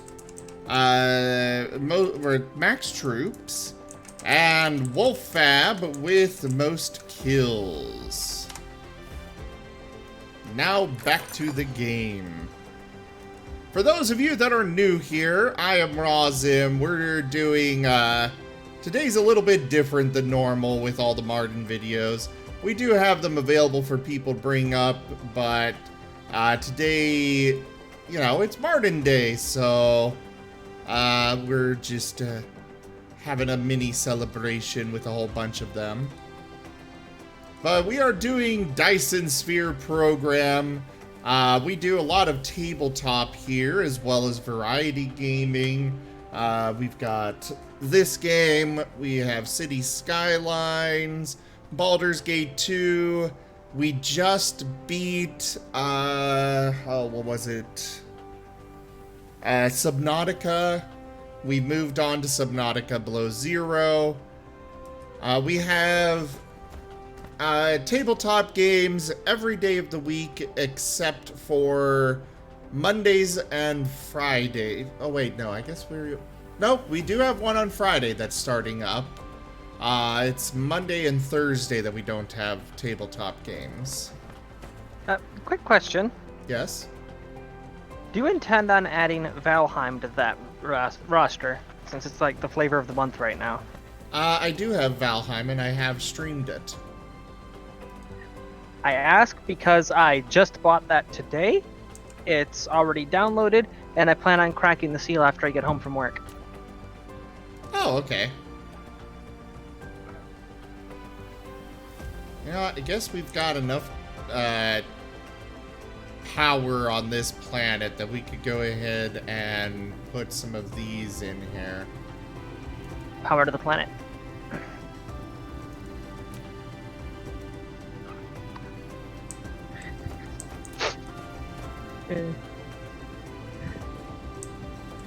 Powered to the petroleum, rise up against the solar chariots. Remote supply, remote demand. Somebody is just going to come to my house and execute me for that horrible mutilation I just did. Yes.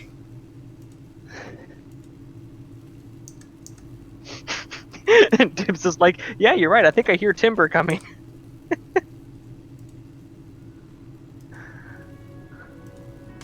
There we go. Get those onto the belts.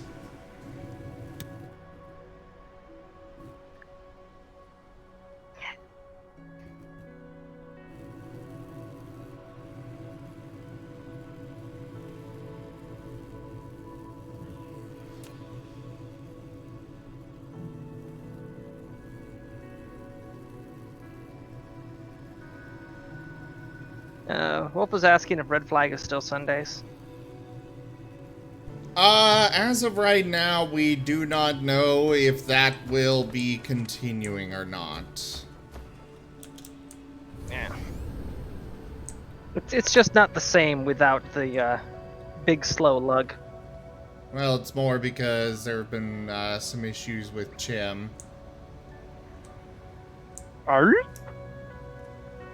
I'm not gonna get into it on stream, just Chim's been running into some issues lately, so we're not sure if it's going to be continuing. Hey. Mental health always comes first. Exactly.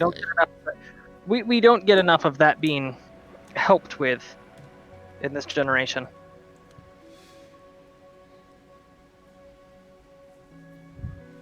Otherwise, if Chim is up for it, or if we find a different DM for it, it will be continuing. Otherwise, but unless those happen, it will be canceled for the foreseeable future.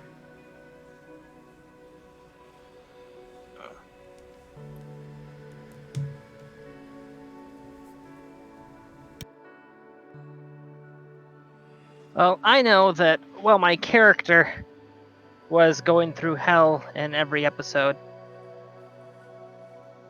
I personally enjoyed it. It's better than just being alone every Sunday. I mean, at least you've got Exalted still. I still need to finish my sheet. Do it! Seriously, why haven't you? Because I keep forgetting, and the few times that I have free time, I'm like, no, this is my free time. I need to relax. Otherwise, I'll just stress out and end up shooting up my workplace or something.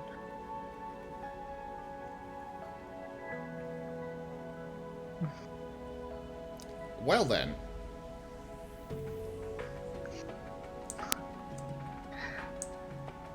Every day for Atanya is a delicate balance between recreation and war crimes.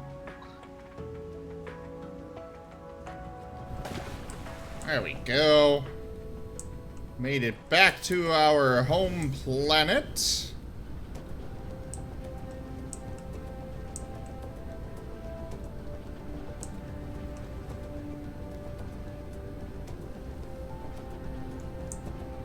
That's the way I want to go. Feels so weird actually tying my shoes again. Hello. Is that Space Tubby Minecraft? No. Oh, Space Terraria. No. What is it? Dyson Sphere program. Space Tubby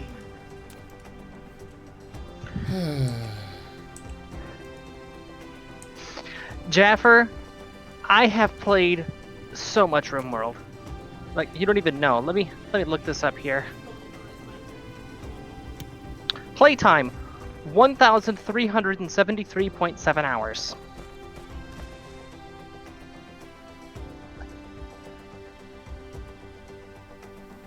You name it, it's a scenario that I've played. Alright. I've done Ice Sheet, I've done Extreme Desert, I've done Naked Brutality, I've done Tribal. I need to get my, I would love to do some more, RimWorld. It's just, it's been updated, and so I've got to go find the time to go through all of my, I've got to find the time to go through my mods and stuff. Dibs just brought up a very important thing. What?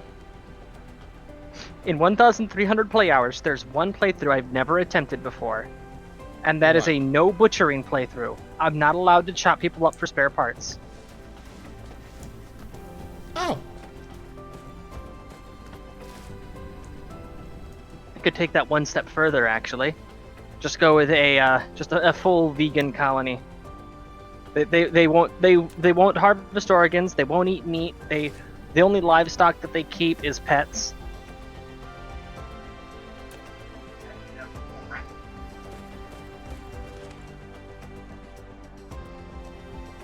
So yeah, we just said, like, so yeah, just a colony of rabbits. Do that? I have no idea. I mean, vegetable garden would definitely ease the strain that would have.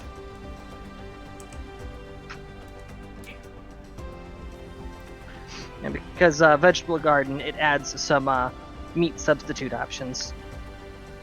And the tofu, which can be made from beans, in that it basically can be used for anything that you would normally use meat for.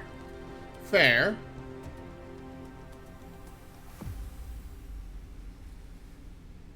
Jaffer wants to know if you've done the Lost Pack scenario. Lost Pack scenario? I'm assuming that is from... I Polymorpher? think that's the one from his, the Avali mod. Oh, yeah. Now it clicked. I actually stopped using the Avali mod a while back because it was so glitchy and did not play nice with a lot of my other mods. But that was ages upon ages ago. Probably using the wrong one, actually. It's kind of a slightly rampant problem of people copying his mod. Yeah, there's 3 different versions of the Avali mod on the workshop. The 2 that I tried, both of them didn't really play nice with other mods.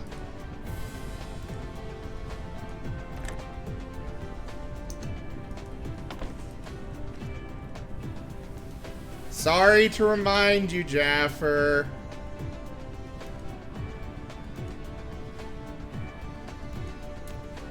Oh. When you create a mod for a popular species, you have to expect that other people are going to be using it. I mean, if Muterans ever take off, I won't be surprised if other people start making their own versions of Muteran stuff. And I'm prepared for that eventuality. Well, yeah, but it's still not cool of people to steal stuff like that. Especially when obviously they just copy it and claim it as theirs, and it's a buggy that I don't tolerate, because like that's the what Muteran Jaffer's stuff been having to deal with. Yeah.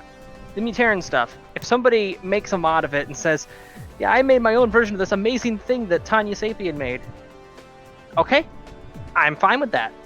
Go knock yourself out. But if you're like, well, look at this amazing species that I came up with and all this original content I devised all on my own, you are going to get DMCA'd so hard.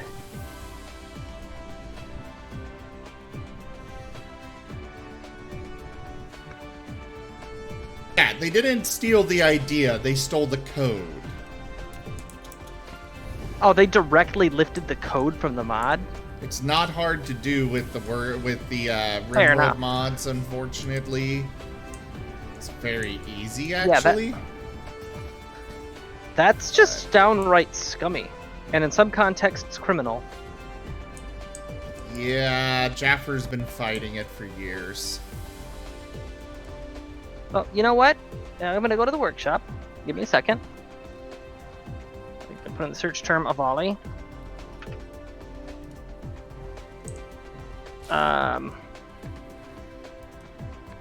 Avali continue to. What name would it be under? Avali Race 1.6.4 by Jaffer Roshak. Is that the one? That would be the one. It's barely even on page 1. Holy shit.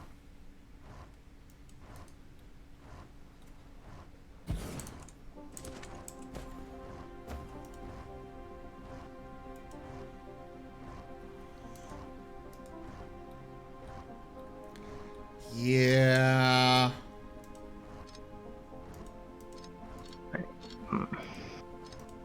There we go. Okay, I sorted the filters down to mod and for compatible with 1.2. And now it's the third thank you one very listed. much for that follow.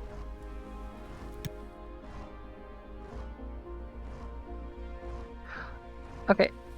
And this is fair. This is fair. It's the third one listed. The two things that are ahead of it are a Japanese translation and a storyteller.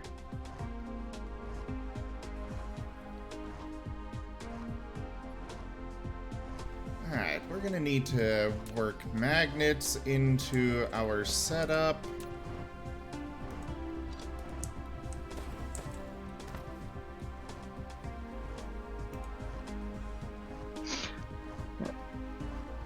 So like two things that I would need to know, Jaffer. How compatible is it with Pawn Morpher? And Very. do they require the super cold biomes?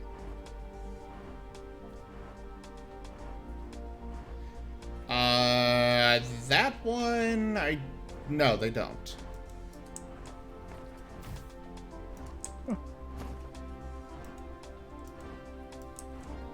Alright.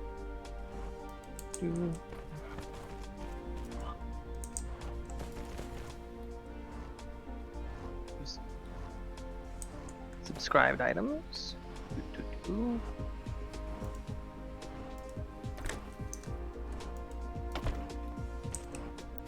we go. Alphabetically. There we go.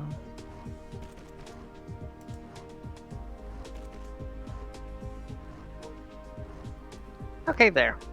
Now, Jaffer's Avali race mod is the only Avali mod in the load order. That And side it's now gets 4:30, so I gotta go to priority. work. Aw. You don't love me anymore. Oh, no, you see, I do love you. I want you to stay around, which means that I want to be able to donate money, which means I have to go work to earn money. Well, okay, with that argument. See, I can logic my way out of anything.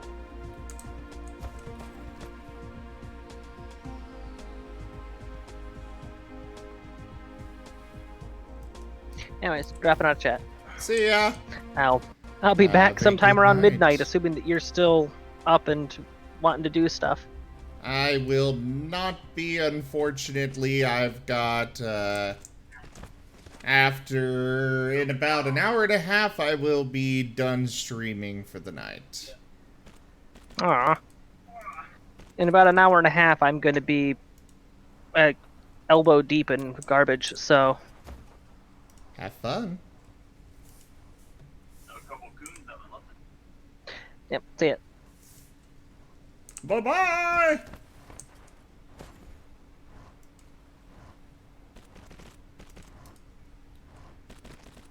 There. Only, very convoluted.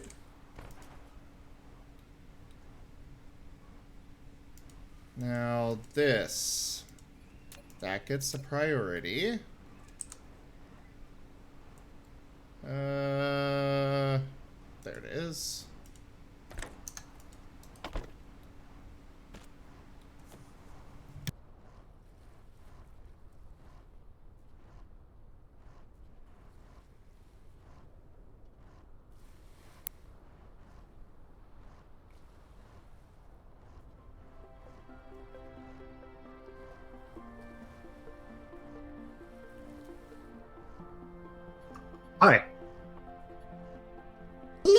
Oh!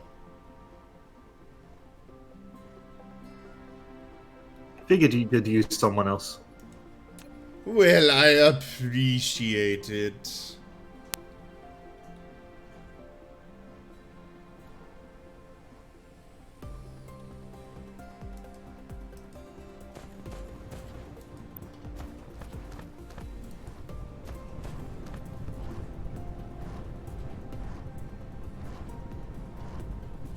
Playing Trials of Matter as I'm watching, so may not provide much commentary, but yeah.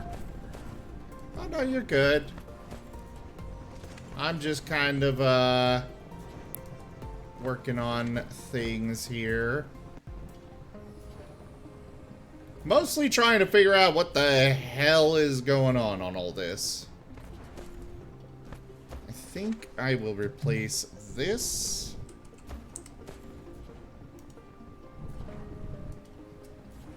That's honestly why I don't play these type of games. Yeah. I can't exactly blame you on that one.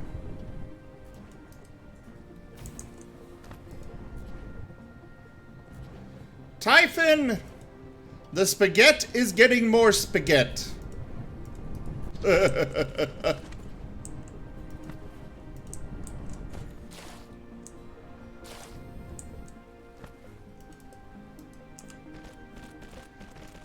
I really need to clean up this mess I have created at some point.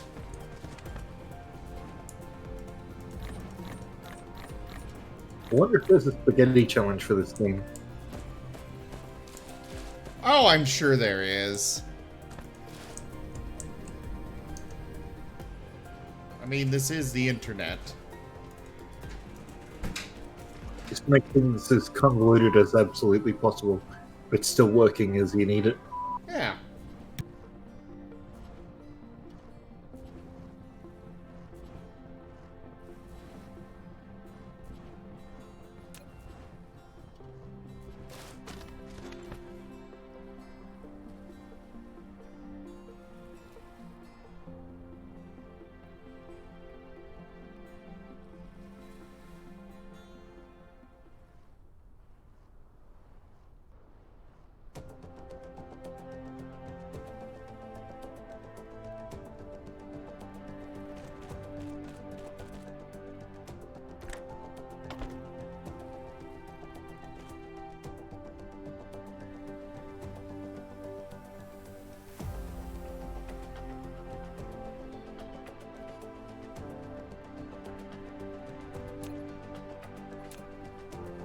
That port's the priority, but we could go ahead and feed stuff in this way.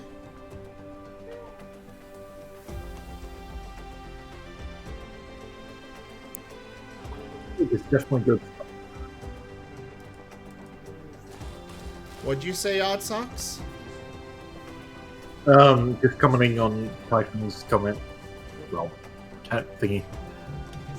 That you made it look like the Dr. Eggman's death egg. Oh, nice, Typhon! I haven't even started my, sphere yet. I need to.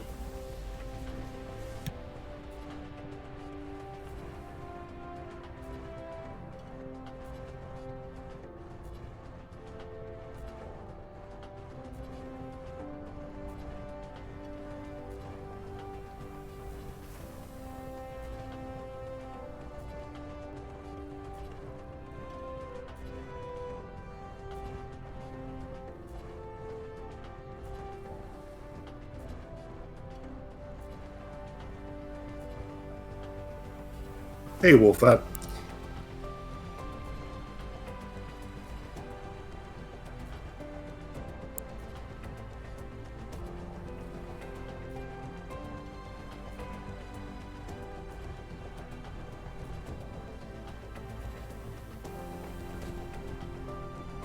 Alright, so if I need, magnets or... Magnets copper or iron, I am covered. Awesome. Especially because magnets are fun.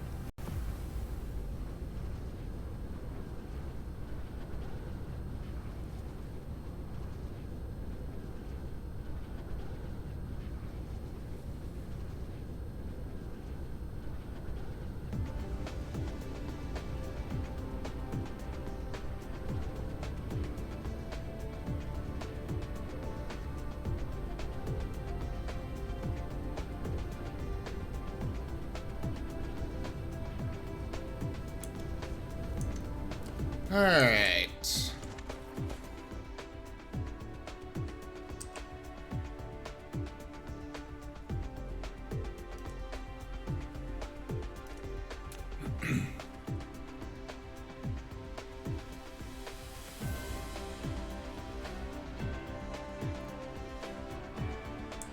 So we got graphene over here.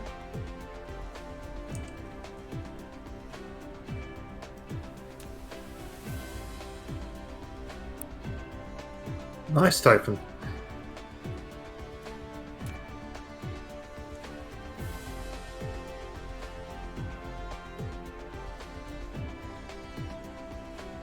Oh, did you, Typhon? I've actually been trying to figure that out.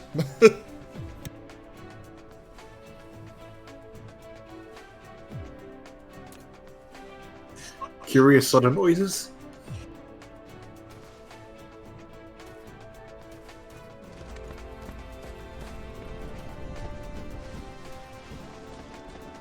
Very curious Marten noises.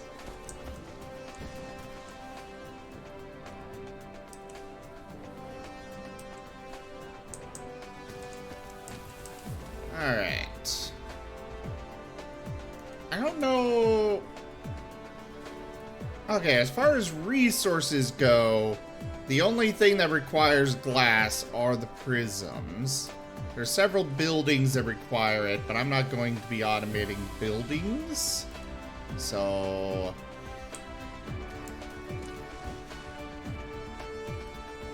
I shall bring these hither and set up some automation for crafting prisms and feed them into this logistics tower.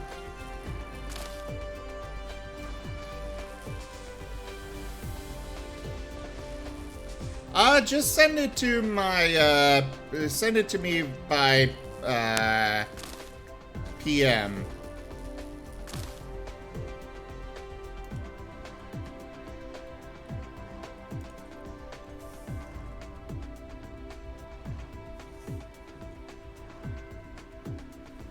Thank you.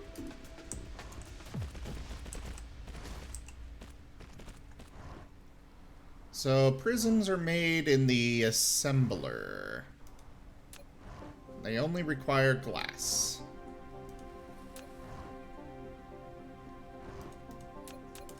We'll do 2 more of them.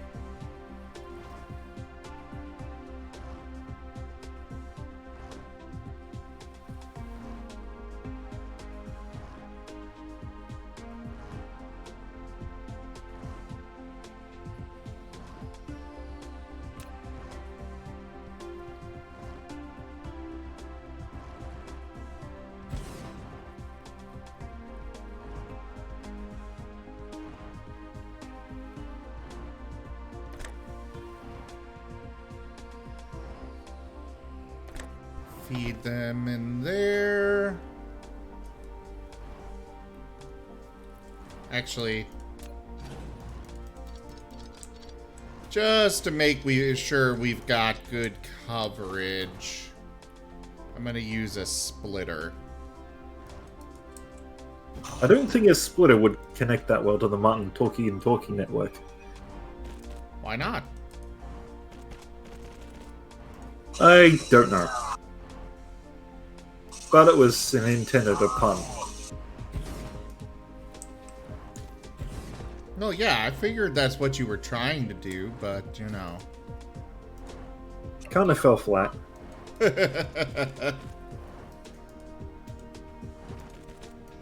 That's alright. We still mostly tolerate you. Well, that's all I can ask for.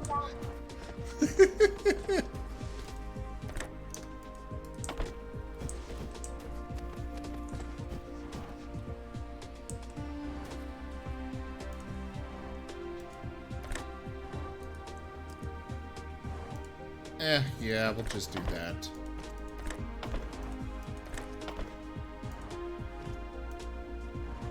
Prism! Prism. And prism.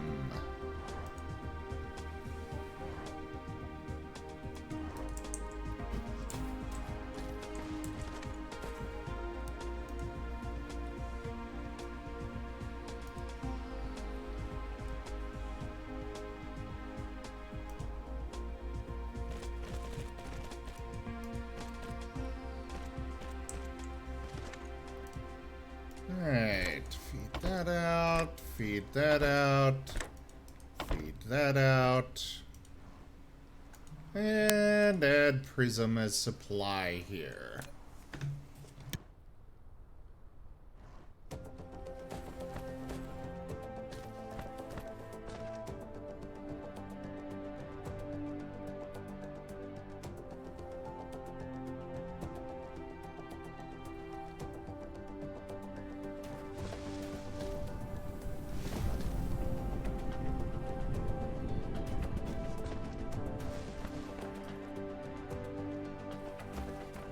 Thank you, Typhon!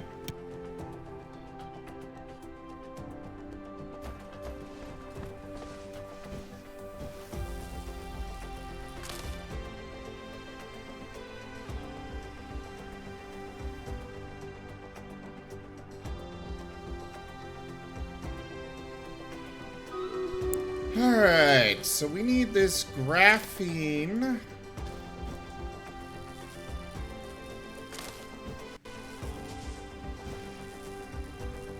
We'll run Stream Raiders in a moment. I just want to clear out this forest real quick.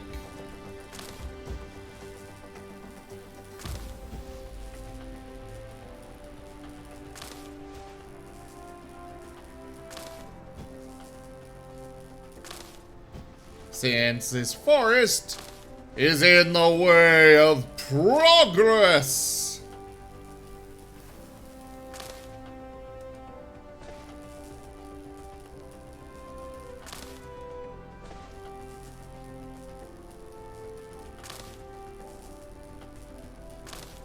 You know, I should probably be looking into the purple cubes and figuring out what the hell convoluted nonsense I'm gonna have to figure out for those. But, oh well.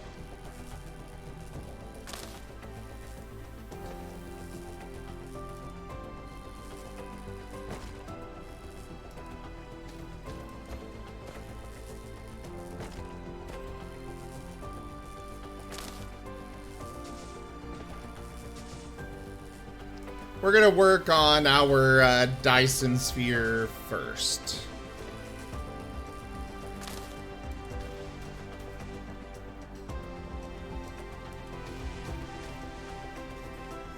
All right, let us run the Stream Raiders.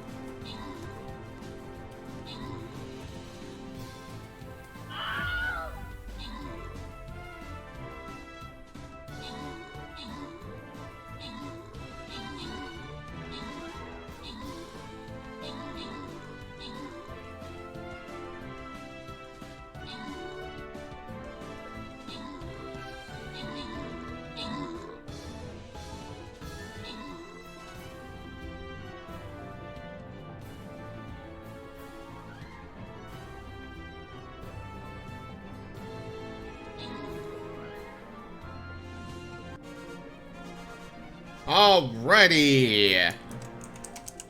We have Waffledurg with max troops. Luska Tor is not here. The Paladin Scrolls go to Waffledurg. Congratulations. On to the next battle. Place your troops. And time for more Marten videos. But of course. Number 28 is where we left off.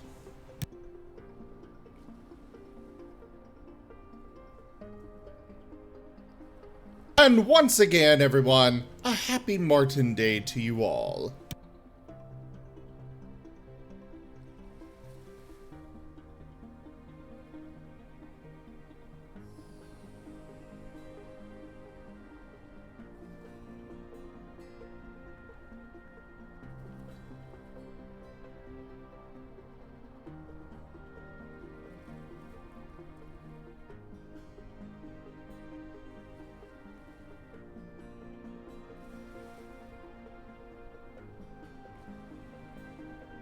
Next up is 29.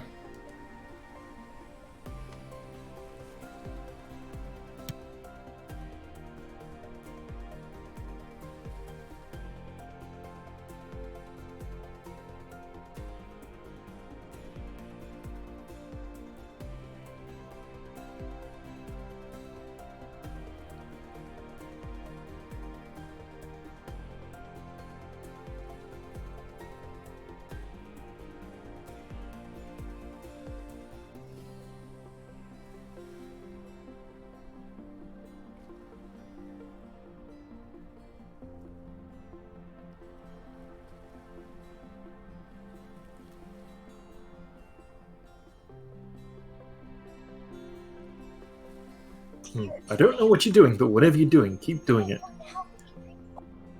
Yeah, kinda. Yeah. Yeah.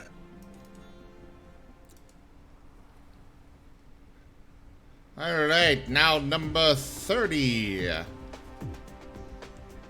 Dun dun dun dun dun dun dun dun dun dun dun dun dun dun dun dun da da da da da da da da da. Why do I get the feeling every movie would be better if the characters were Martens? Or at least the protagonist. Because they are adorable as hell and would definitely make every movie better. Well, they can climb too. That too.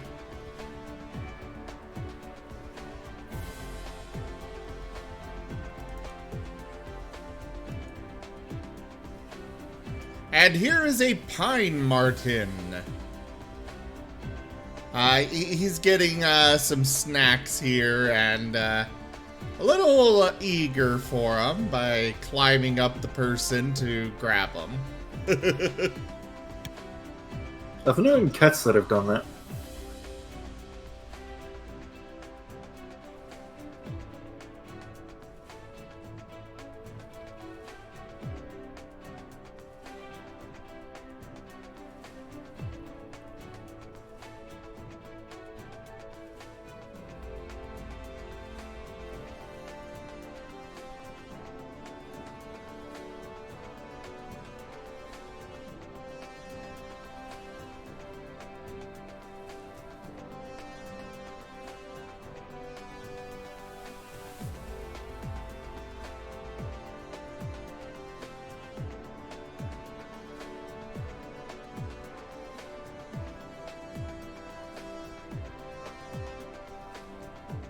Sorry, I'm also talking to Mary for a little bit here.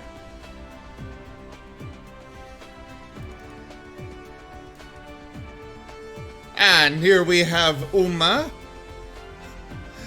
When she rolls up and looks off to the side, she just looks so happy with her little basket of blueberries. And then she tries to run off with them and spills them everywhere. This did not go according to plan.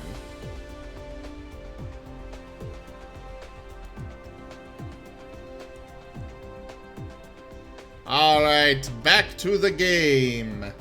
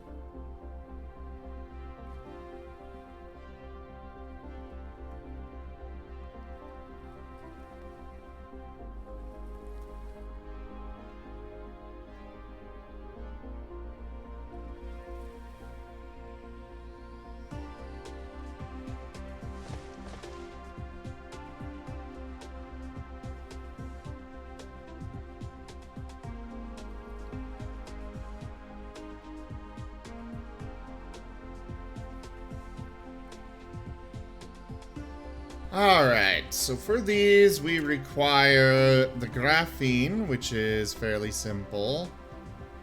These are made in the assembler. I'll get a couple of those being made. Because these solar sails, I have to basically be pumping them out constantly. Otherwise, everything fails. And that doesn't sound like happy fun times at all.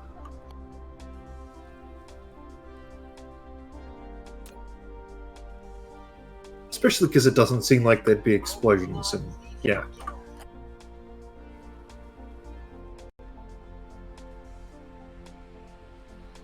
We'll stick this here. Also, it just occurred to me. Is this the new one I set up? No. This one is. Kinda doesn't help anything for me to set this up without actually having drones in it to transport things.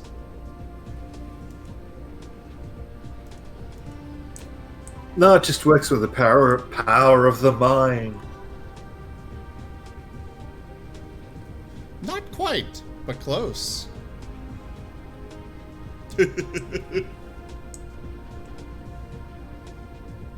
Alright, back over to here. Stick some drones in. So on this station, we are going to need prisms, circuit boards,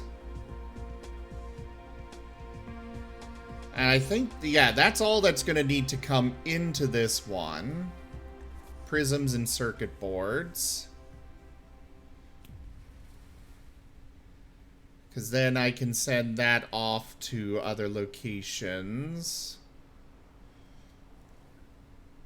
Or to other assemblers here.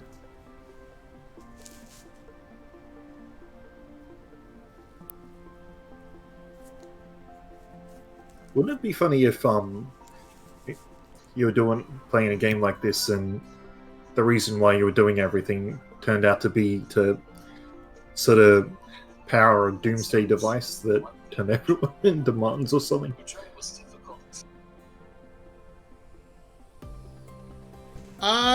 Sure.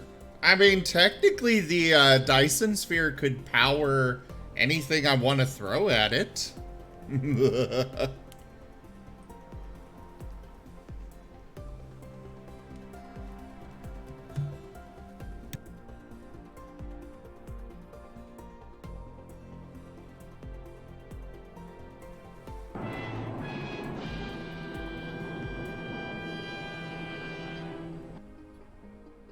And then this will supply the solar sails.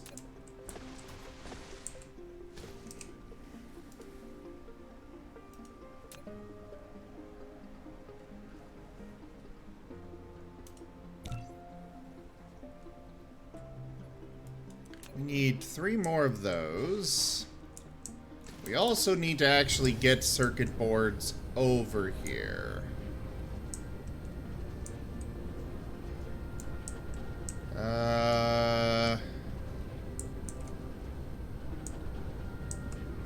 Actually, I don't think we need to use... Yeah, we don't even need to use this for circuit boards. We've already got a nice supply of them right here. I just need to tap into this power.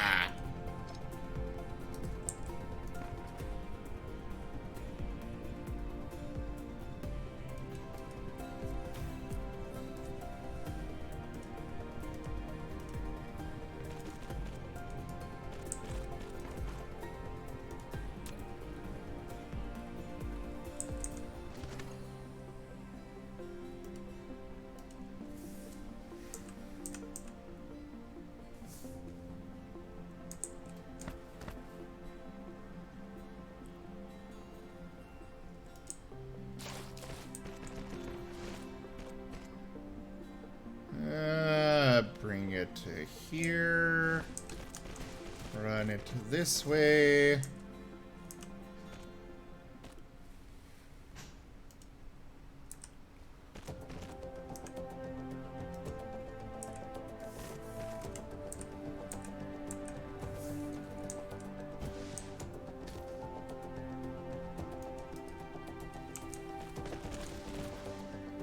All right.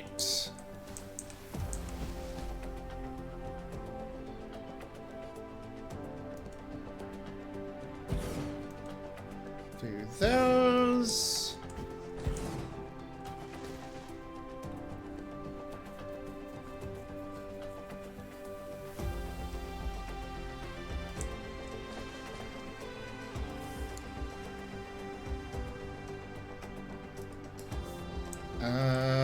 We'll do one of these here.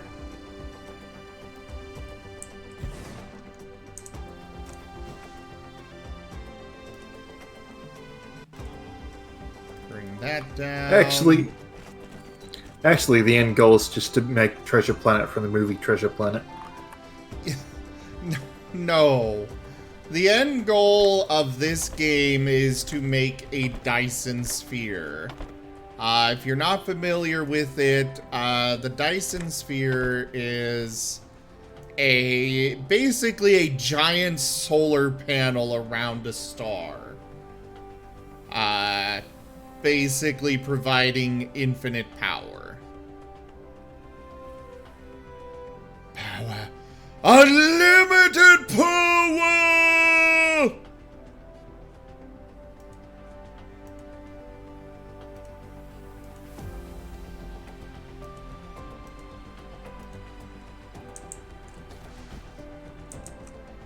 Now, out of here, we will bring these.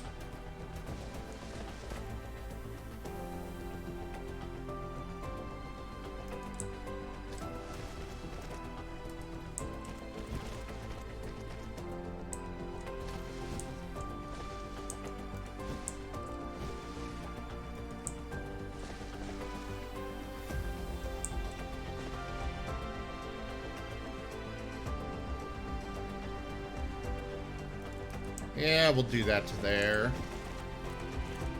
We do need a bunch more of these.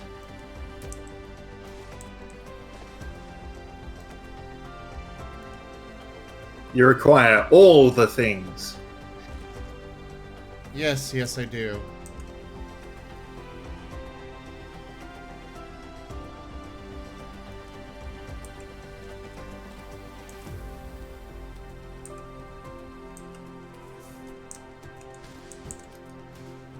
All of them.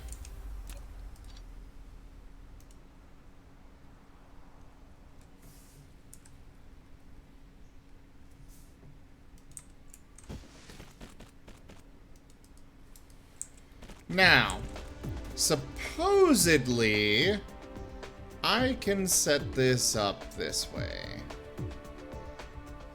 There they are.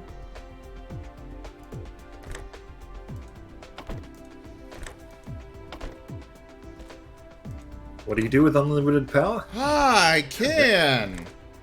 I know I tried doing this before and it did not want to work. But now it is, so hallelujah. Maybe you got all the Martens you needed. Maybe that is what happened.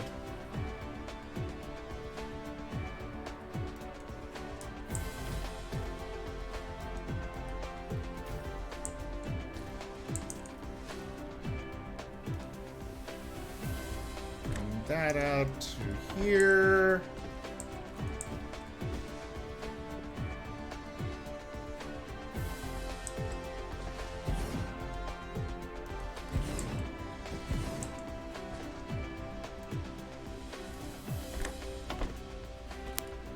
Actually, I definitely do not need max tier things like that on this.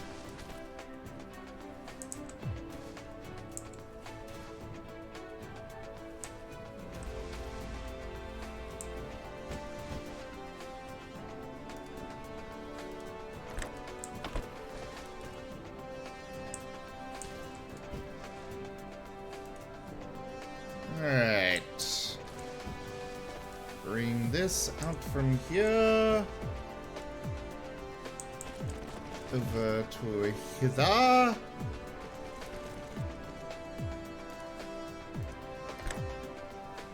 And then feed it in.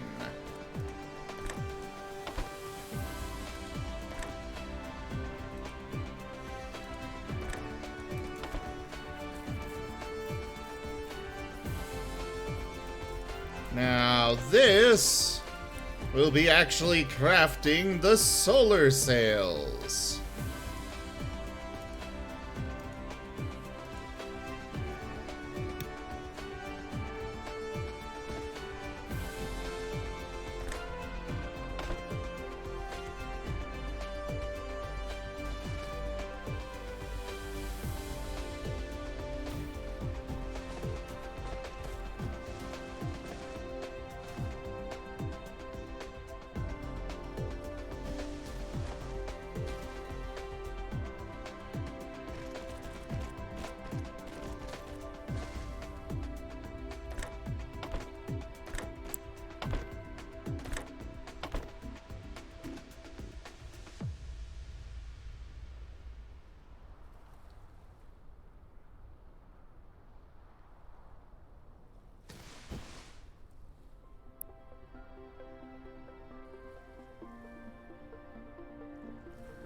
Alright. So we are producing things. What are these? Holy crap. We can definitely have more solar sails being crafted. Oh, wait, it looks like it's still settling, but... So we'll give it a little bit here.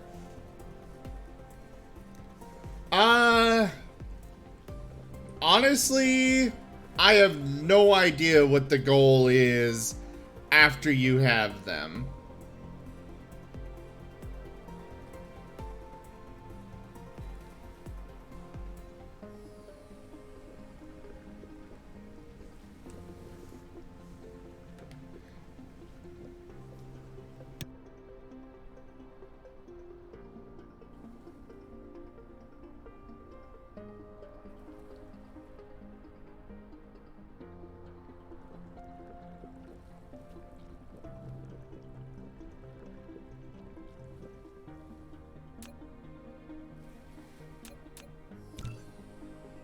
I think I can at least craft one more of these.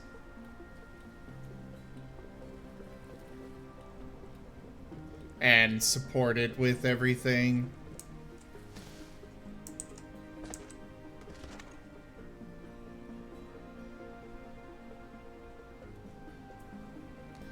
An interstellar death beam, huh?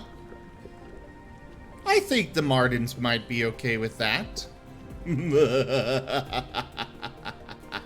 Just so long as they fill out the paperwork. The Martens or the paperwork!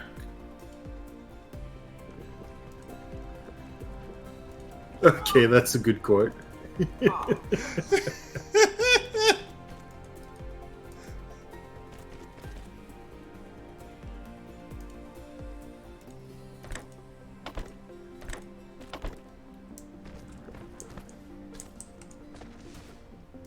Oh no, now I'm just imagining Star Wars, but the Empire's just entirely Martens. And it would be infinitely better. Okay, so I do have to add that as a quote.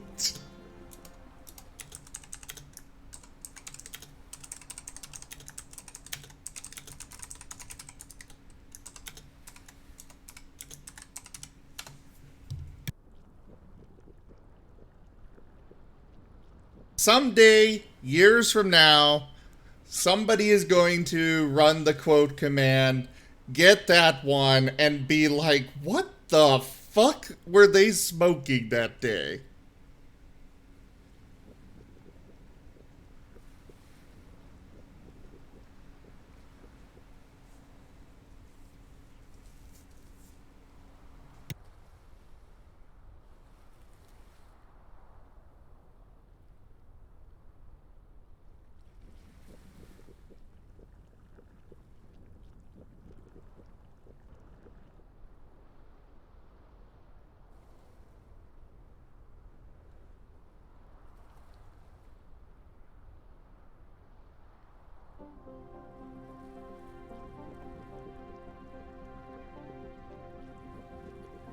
If they had cloned Martens instead of humans for the stormtroopers, they would have an absolutely terrifying force. They wouldn't have lost to the Ewoks, at least. Well, yeah, definitely not them. Alright, so we have our Dyson, or our solar sails being produced. Now, to make our way to the pole. And of course, the first pole we go to is the one that does not actually have the cannon. But that's an holy crap. Okay, maybe not such an easy fix. Also, I'm gonna need more shuttles. And I don't have enough resources for them.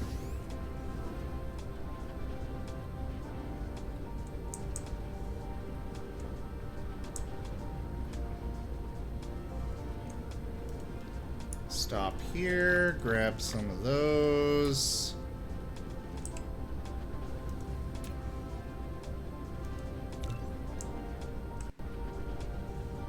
What do these require? Oh, it's steel that I'm low on. Okay.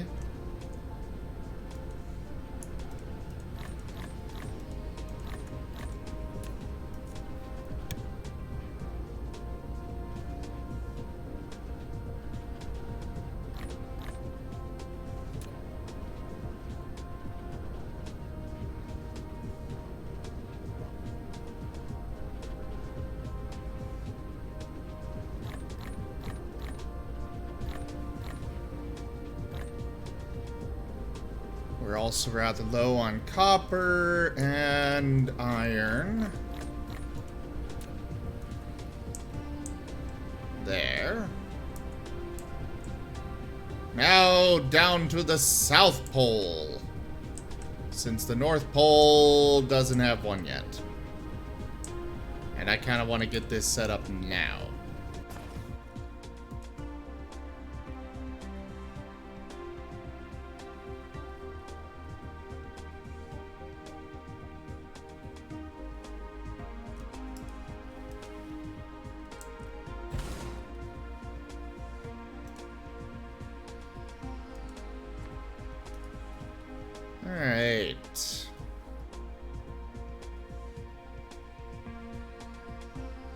Too close to the EM rail ejector. Okay. Can that reach it enough to power? Okay, it can. Cool.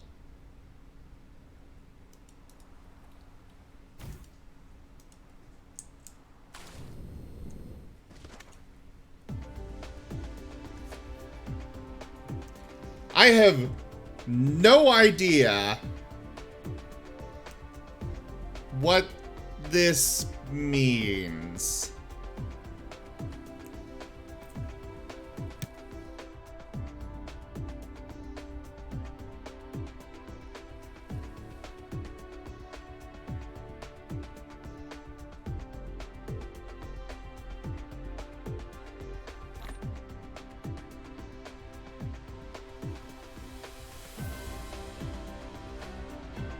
No, honestly, I don't think we need... Well, no, we'll go ahead and put a full 10 in here.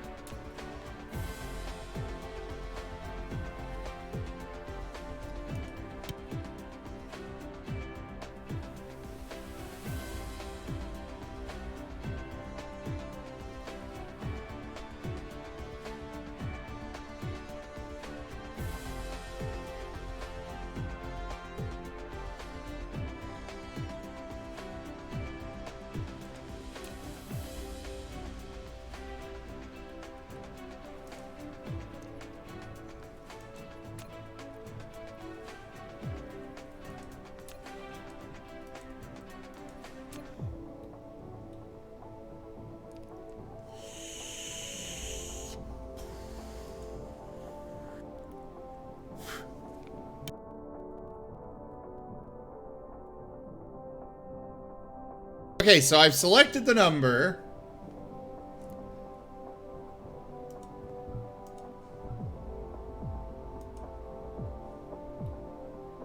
Oh.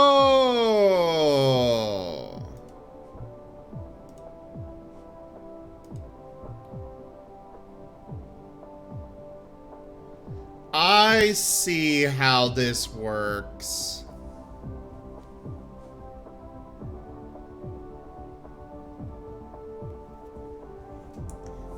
Hey there, Power Stone. How's it going? I mean, I know you're lurking, but still.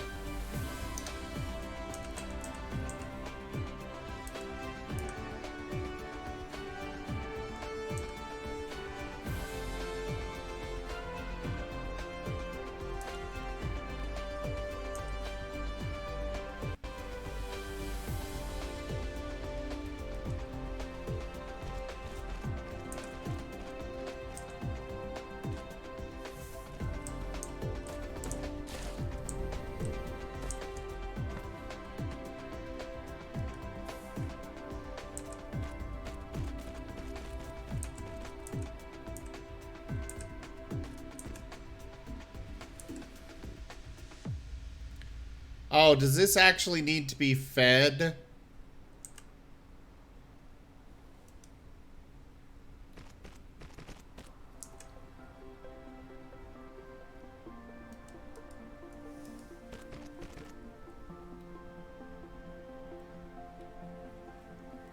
Okay.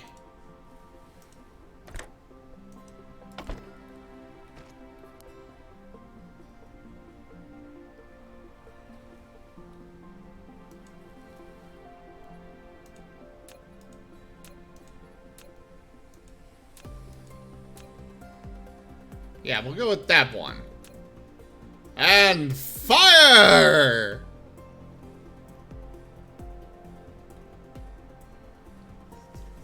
Ha ha ha ha! So it's the method of transporting power. Well, this will allow me to... Now I can build the ray receiver to receive power from that swarm. I'm shooting things around the sun, Sirio. Typhon, for the ray receiver, unwavering purpose. Typhon, for the receiver, do I want these on the pole, or does it matter where I put them? Also, hello there, Beldraco. Welcome. I'm actually a sable kangaroo hybrid. Alright, I will wait for you in voice chat then. Yay. And run Stream Raiders. Hello. Hello! Heyo. The ray receiver should not matter where you place it. No? Is it like a solar panel where it only charges when it has a view of the sun, or... Not receiving an energy transmission, so it should receive power, whatever, but I usually put it on the pole to be safe. Yeah, I was thinking of putting it near the pole. Obviously, the poles themselves are a little, occupied, but... Yeah.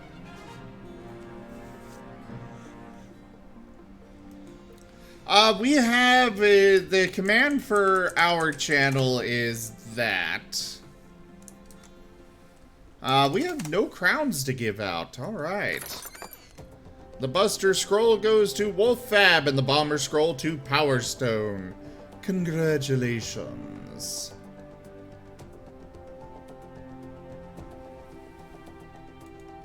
On to the Cardinal Towers.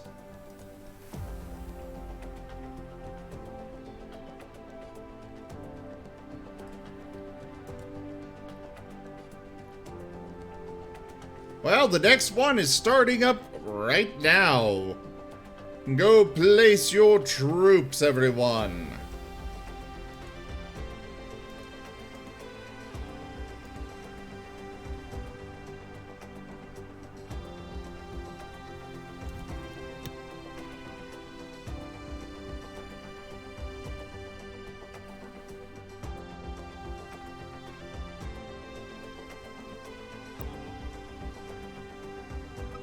I've got like 8. I've gotten like 8 of those on 2 different planets, so it's total like 16 of those things firing for solar sails.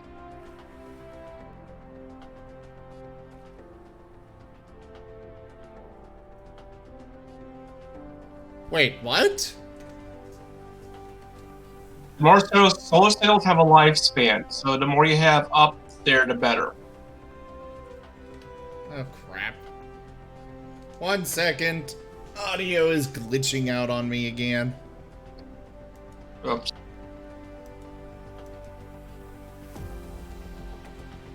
Okay, there we go. It's been doing that to me a lot today. Yeah, now I can. Okay. As far as those cans goes, the more cans you have going off, the better, because solar sails have a lifespan. Yes, I know about that. Yeah. Okay, and when you start making the frames, it's going to start pulling in the solar sails to actually make the shell.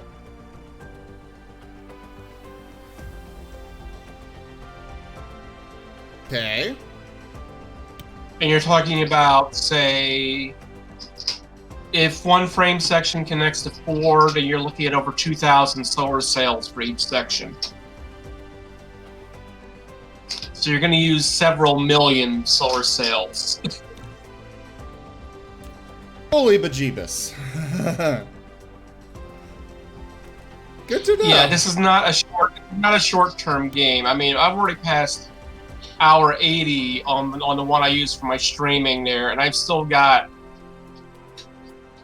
if I have it estimated right, my rocket should fill up my current frame setup in about between 10 to 40 hours.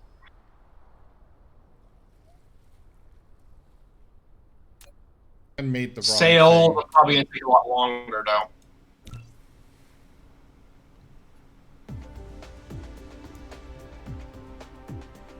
Yeah.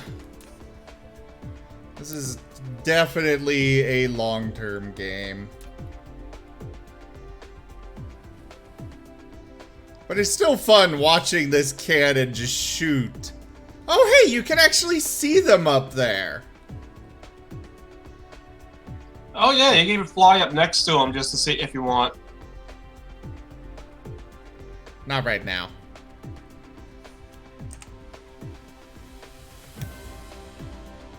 Designing the framework is going to be the same way. If you go into if you hit Y to the design UI, you can see what I mean. It's a bit more tricky though, because you don't just launch them up there. You have to decide where to place them, which ones connect to which, and that's how you design your own designs.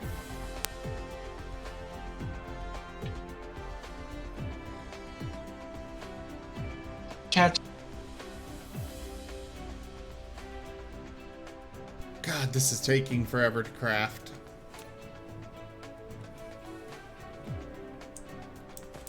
In the meantime, I guess we could head up to the North Pole.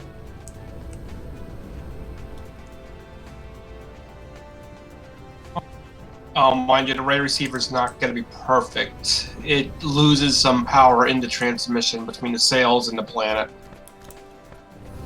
Yeah, I figured that was the case. You can improve it via upgrades in your research, though.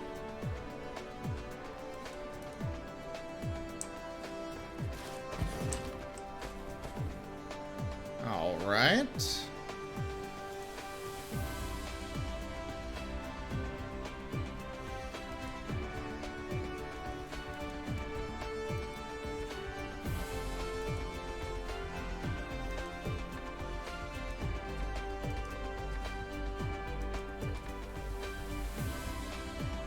Put down our EM rail ejector.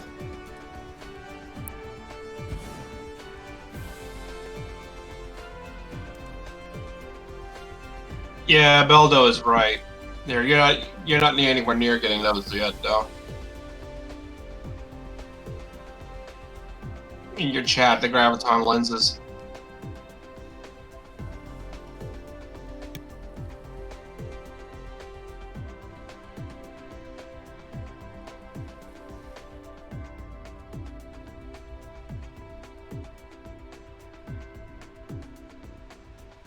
Also, the graviton lenses are temporary items. They don't last forever in those receivers.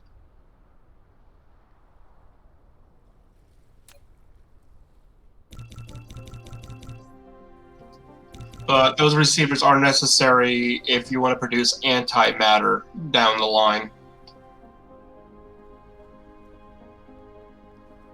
Ah, good to know. Yeah, but that's end game stuff, the antimatter. It's not. I mean, if you're this far, you're entering the mid game stuff.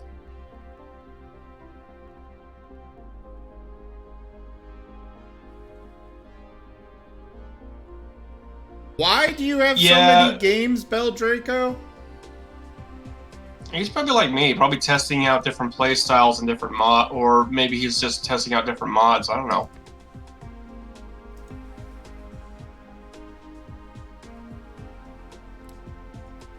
Well, this is unfortunate. Guess I'll get rid of that.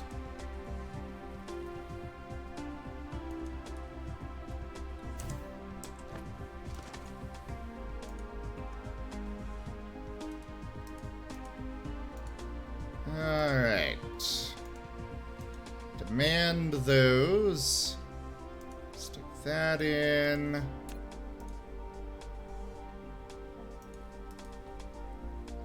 Of course, I only noticed stuff because I peeked ahead at the tech tree to get ideas of plans in my head.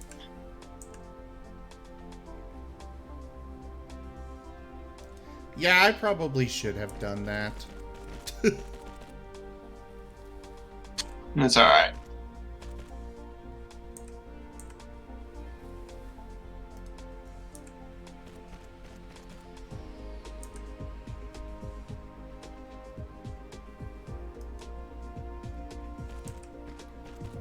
You're gonna like the satellite power relays when you get those unlocked. I what? Down the road, you're gonna get satellite power relays. They work like the power poles, but via satellite substations, and they free up a whole lot of area as far as that goes. Yeah, I've heard about those. I've heard mixed reviews on them, though.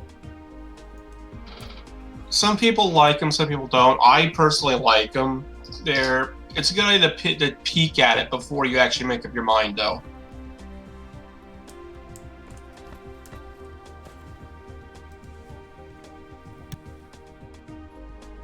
Yeah, pretty much, Bill. The rock, it would.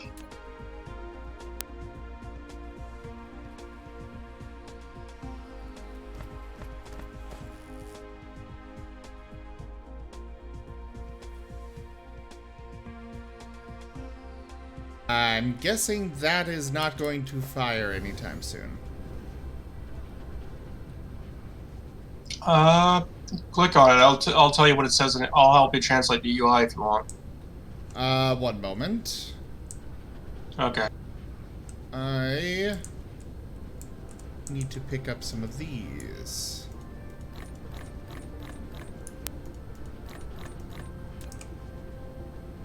So I can actually make use of this power. Yeah, Bell's right there. They wait for the sun. They have to wait to a proper angle to fire. Oh, okay. That's what was going on. Yeah. Alright. Also, depending on your pitch of your planet, putting on the pole itself may or may not be the best position for it. I mean, the axle tilt.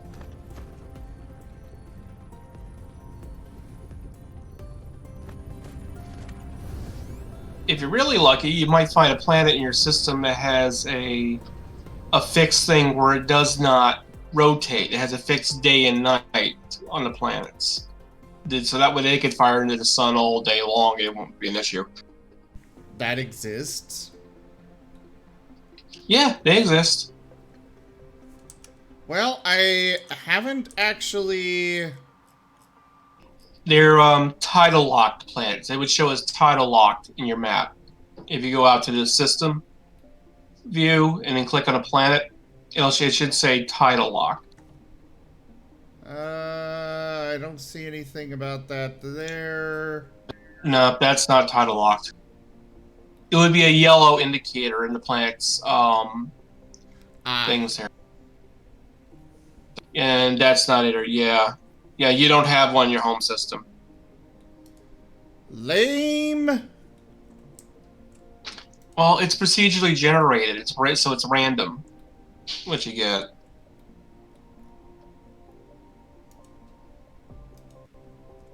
In my Twitch playthrough, I actually got lucky that all my planets were orbiting the gas giant, but it does make it harder to put the solar sails up, though.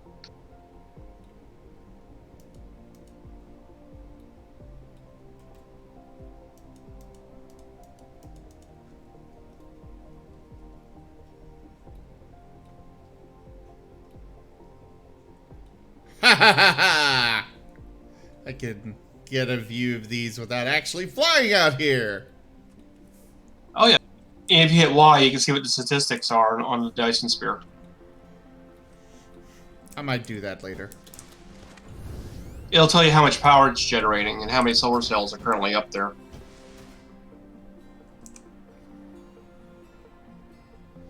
Ah, here are my ray receivers.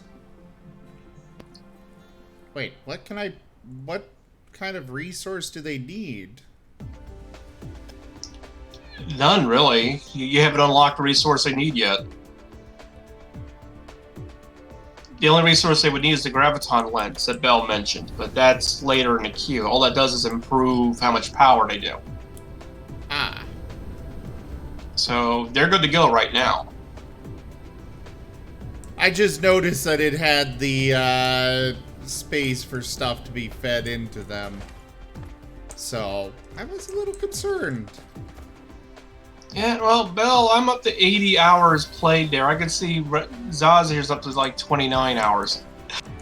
We built a RAID receiver, which can receive the... Look at the bottom right of your HUD there. You see that blue indicator for time? However, oh, caused by the RAID receiving efficiency. That's how much time you had in this current playthrough. It's for over this current save you have. How long you've been playing it. By the way, I go by Zim. Zim, okay.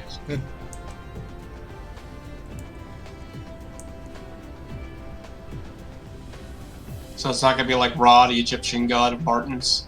Yeah.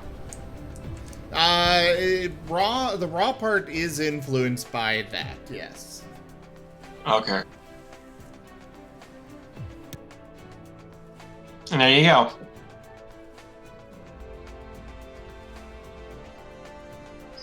It's not really going to generate power until all those numbers turn white.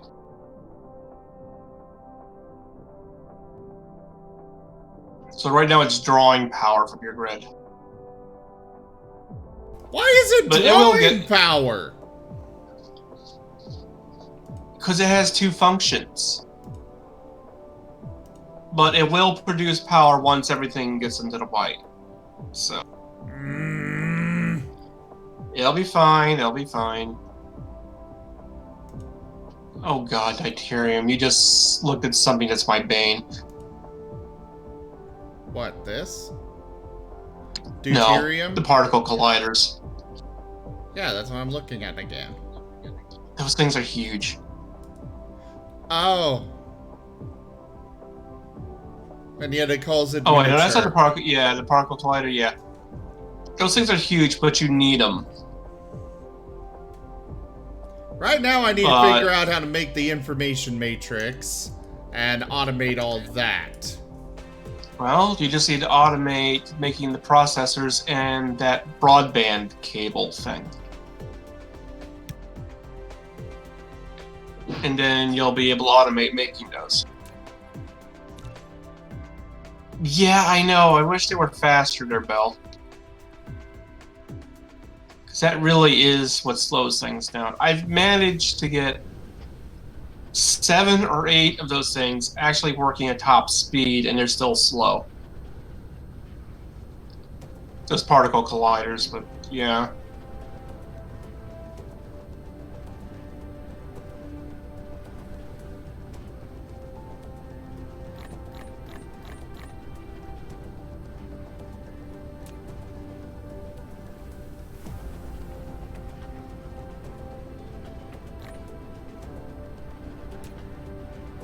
So you haven't bothered with the hydrogen fuel rods yet? I have not, no. Okay.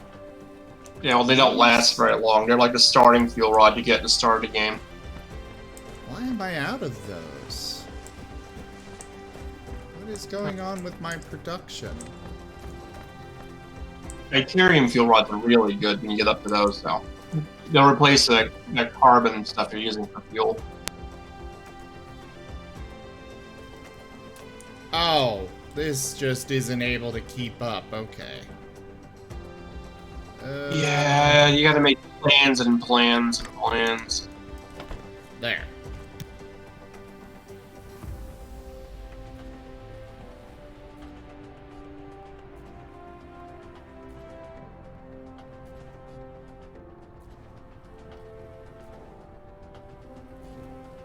Oh, yeah.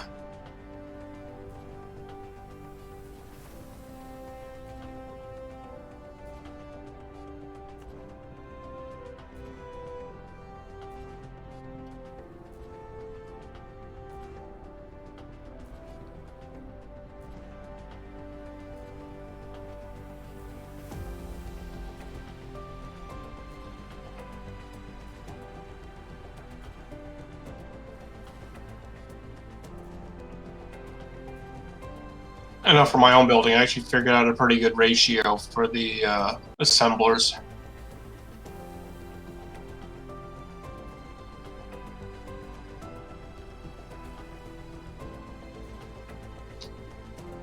But I'll leave that up to you. So like,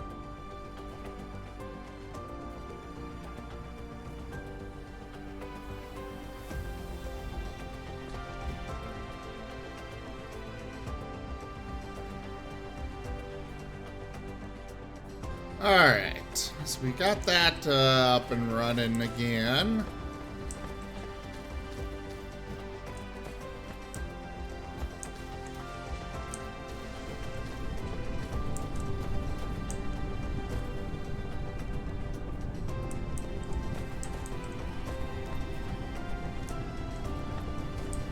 I'll leave that as it is.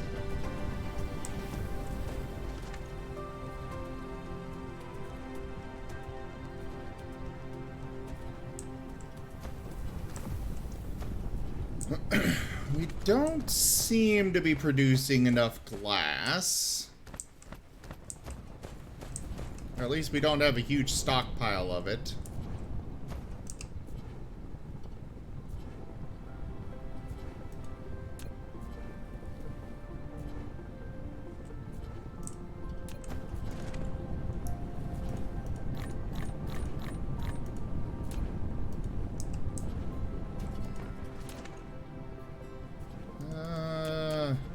Do 3 more.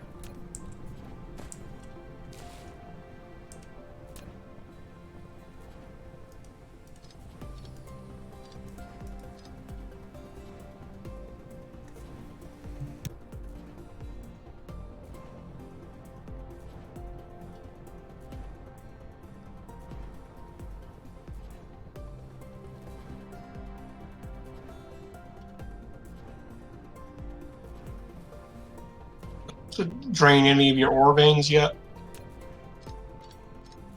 Only one so far.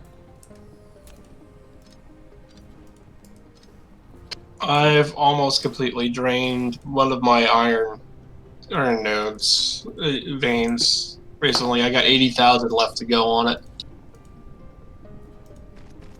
Yeah, I've only drained my one of my iron veins so far.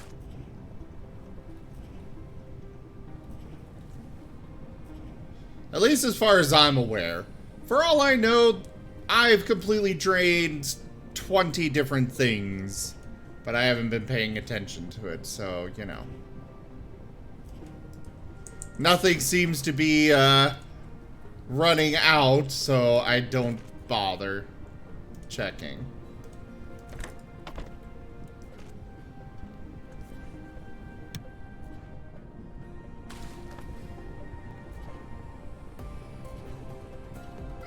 You using that for overflow control?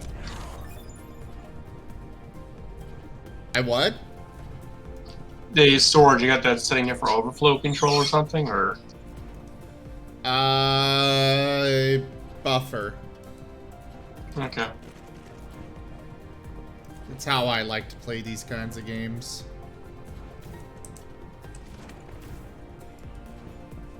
Almost always have a buffer. Mostly so I can grab resources out of there if I need it. Do I not have any more foundations? No, there they are.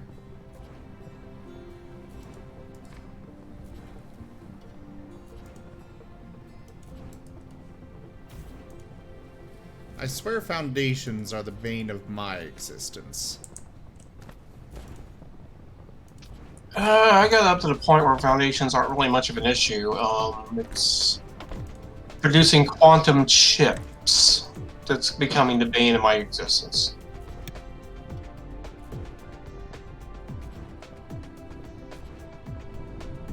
And you haven't unlocked that, so yeah.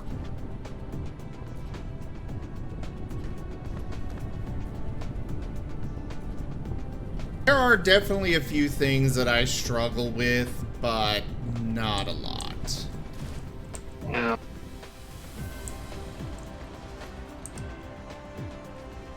Like, organic crystals are definitely very annoying. Well, when you unlock warp travel, you can find a planet with organic crystal veins. Mm-hmm. But you won't need to manufacture organic crystal anymore. You just tap that vein, instant organic crystal.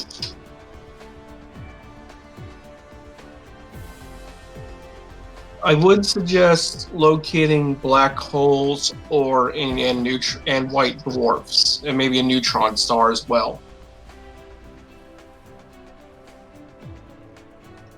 Because while it'll take a couple of jumps to get to one, the rare resources on planets orbiting those, are incredibly worth it. Yeah, but I don't have anything for warp travel. You don't get that for a little while. So, not much point in finding them now. Yeah. Well, you can click on the star cluster map and see where they are, but that's about it. Still not a whole lot of reason to look for them right now. Yeah, true.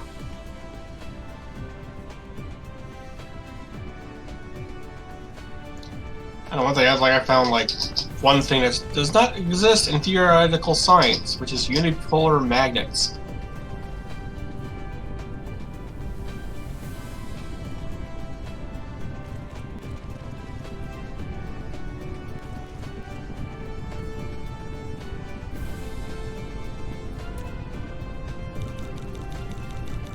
Always, I never have enough conveyor belts. Never. Did you automate the process yet? No.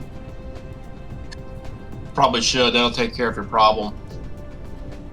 Well, then I'd still have to go and get them.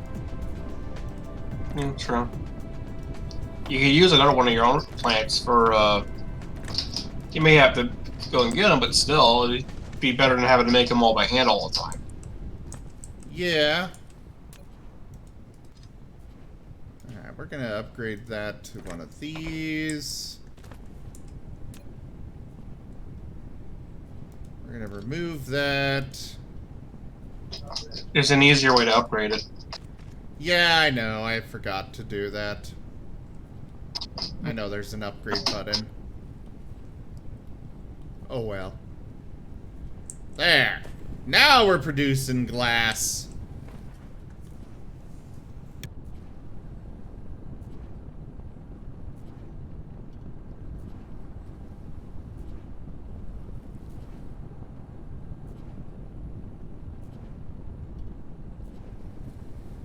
I don't know if that's actually a thing, Belle. It's not a thing that I'm aware of.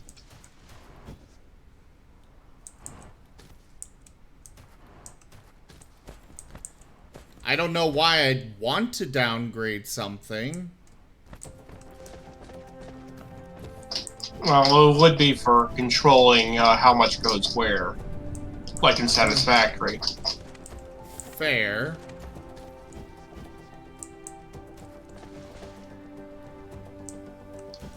It reminds me, Phase 4's book for Satisfactory is supposed to be coming out any day now.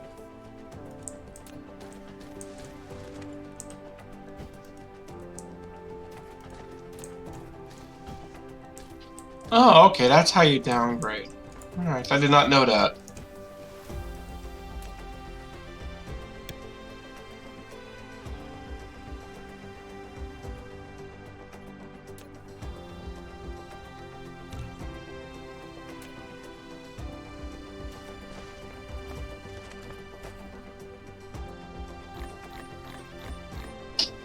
But yeah, I know one thing was once I get my my spear completed, I'm definitely gonna be taking some screenshots of it. Right now the design's in place, it hasn't finished being constructed yet.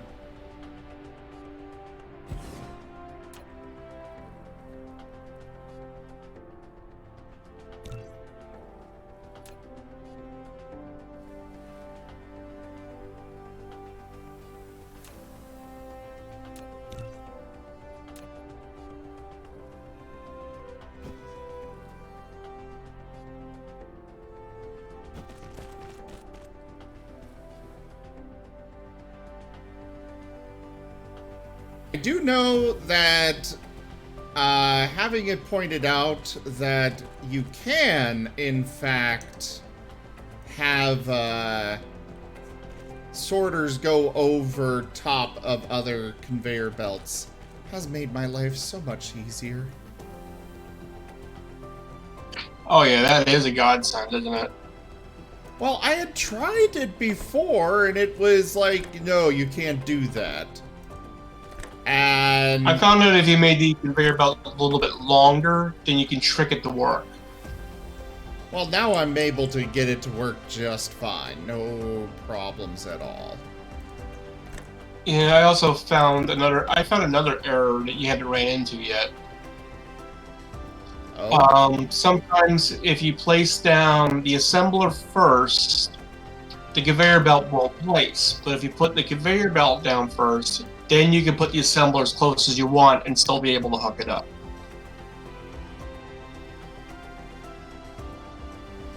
That's something I was figuring out last night when I was doing this.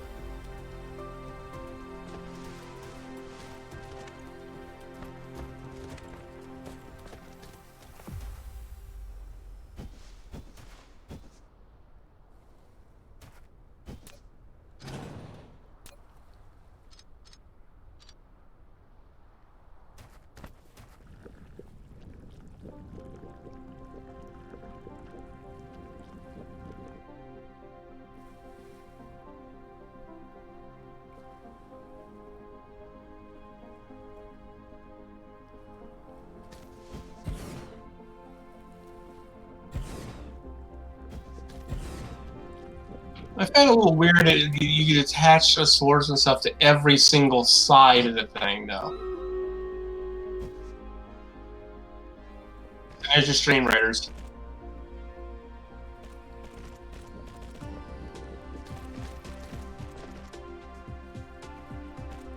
I'll get it up in as soon as I finish setting this up.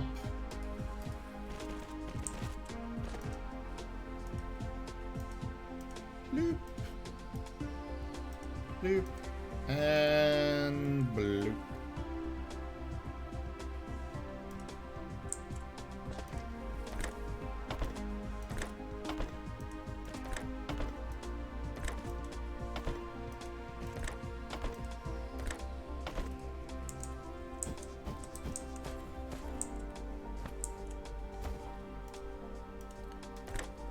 Put it out, and feed out. Boosh.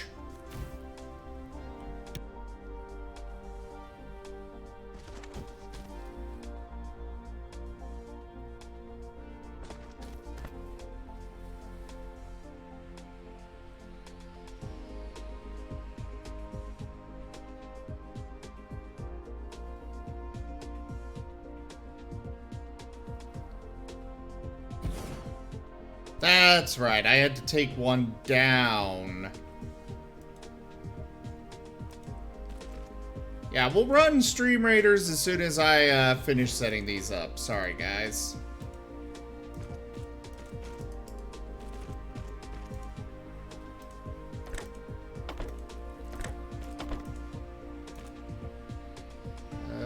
You are producing those.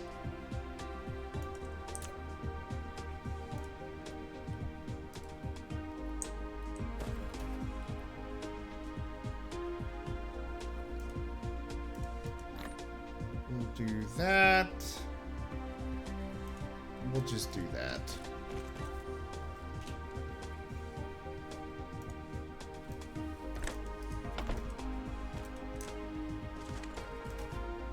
And now, power!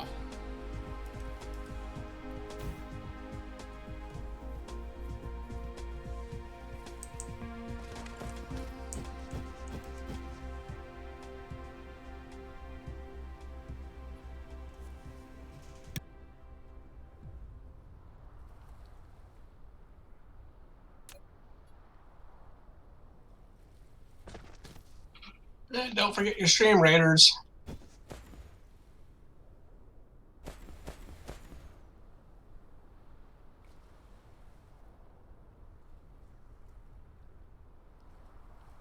All right. Yes, stream raiders! Start the battle.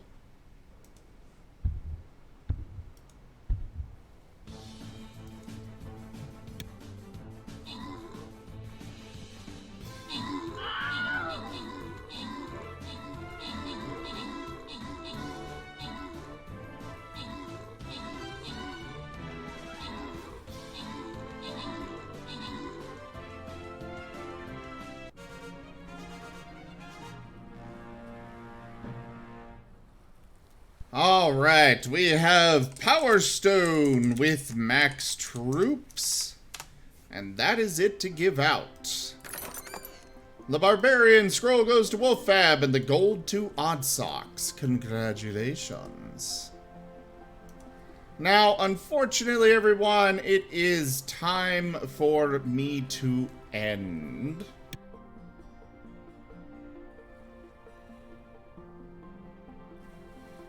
Sorry, had to sneeze there.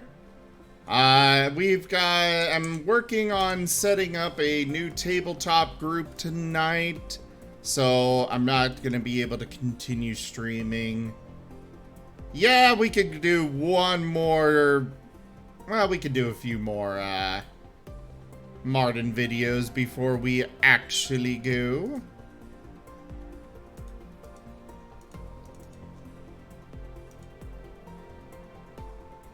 Unfortunately, Okay, we only I'll made drop it to number... Everyone. You as well. We only made it to about the 30s with these. But I hope you all have a very happy Marten Day.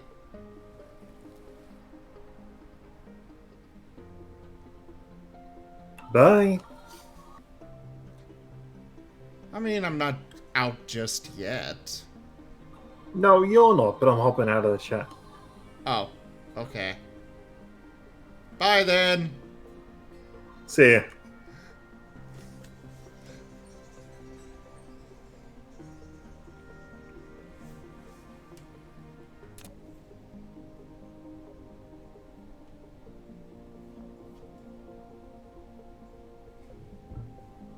And another one.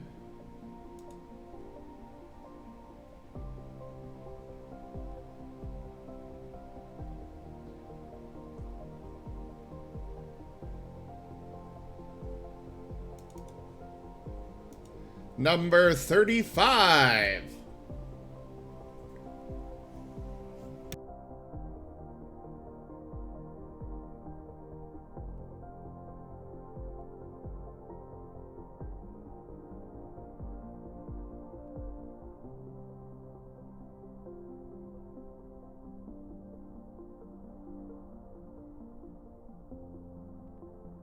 All right, everybody. Thank you all so much for joining us this evening for Dyson Sphere program. Well, today, rather. I will be back tomorrow with more streaming. Do check out our website, zgfgaming.com. We've got links for our Discord, Telegram, Twitter, Patreon, all those things there on the website, as well as down in the description below. Thank you to my patrons, donators, and subscribers. It is because of you guys that I'm able to continue bringing these streams to you all. Do consider becoming a supporter of the channel over on Patreon at patreon.com/zgfgaming. It's one of the best ways to support the channel, though you can also support us by sharing it with your friends. Sharing with everybody, really. Doesn't matter if they're friends or not, just share. You can also grab some merchandise to support the channel. You can find links for that in the description or on the website. But for now, thank you all so much for joining, and I bid you the most fondest adieu. Have a happy Marten Day, everybody.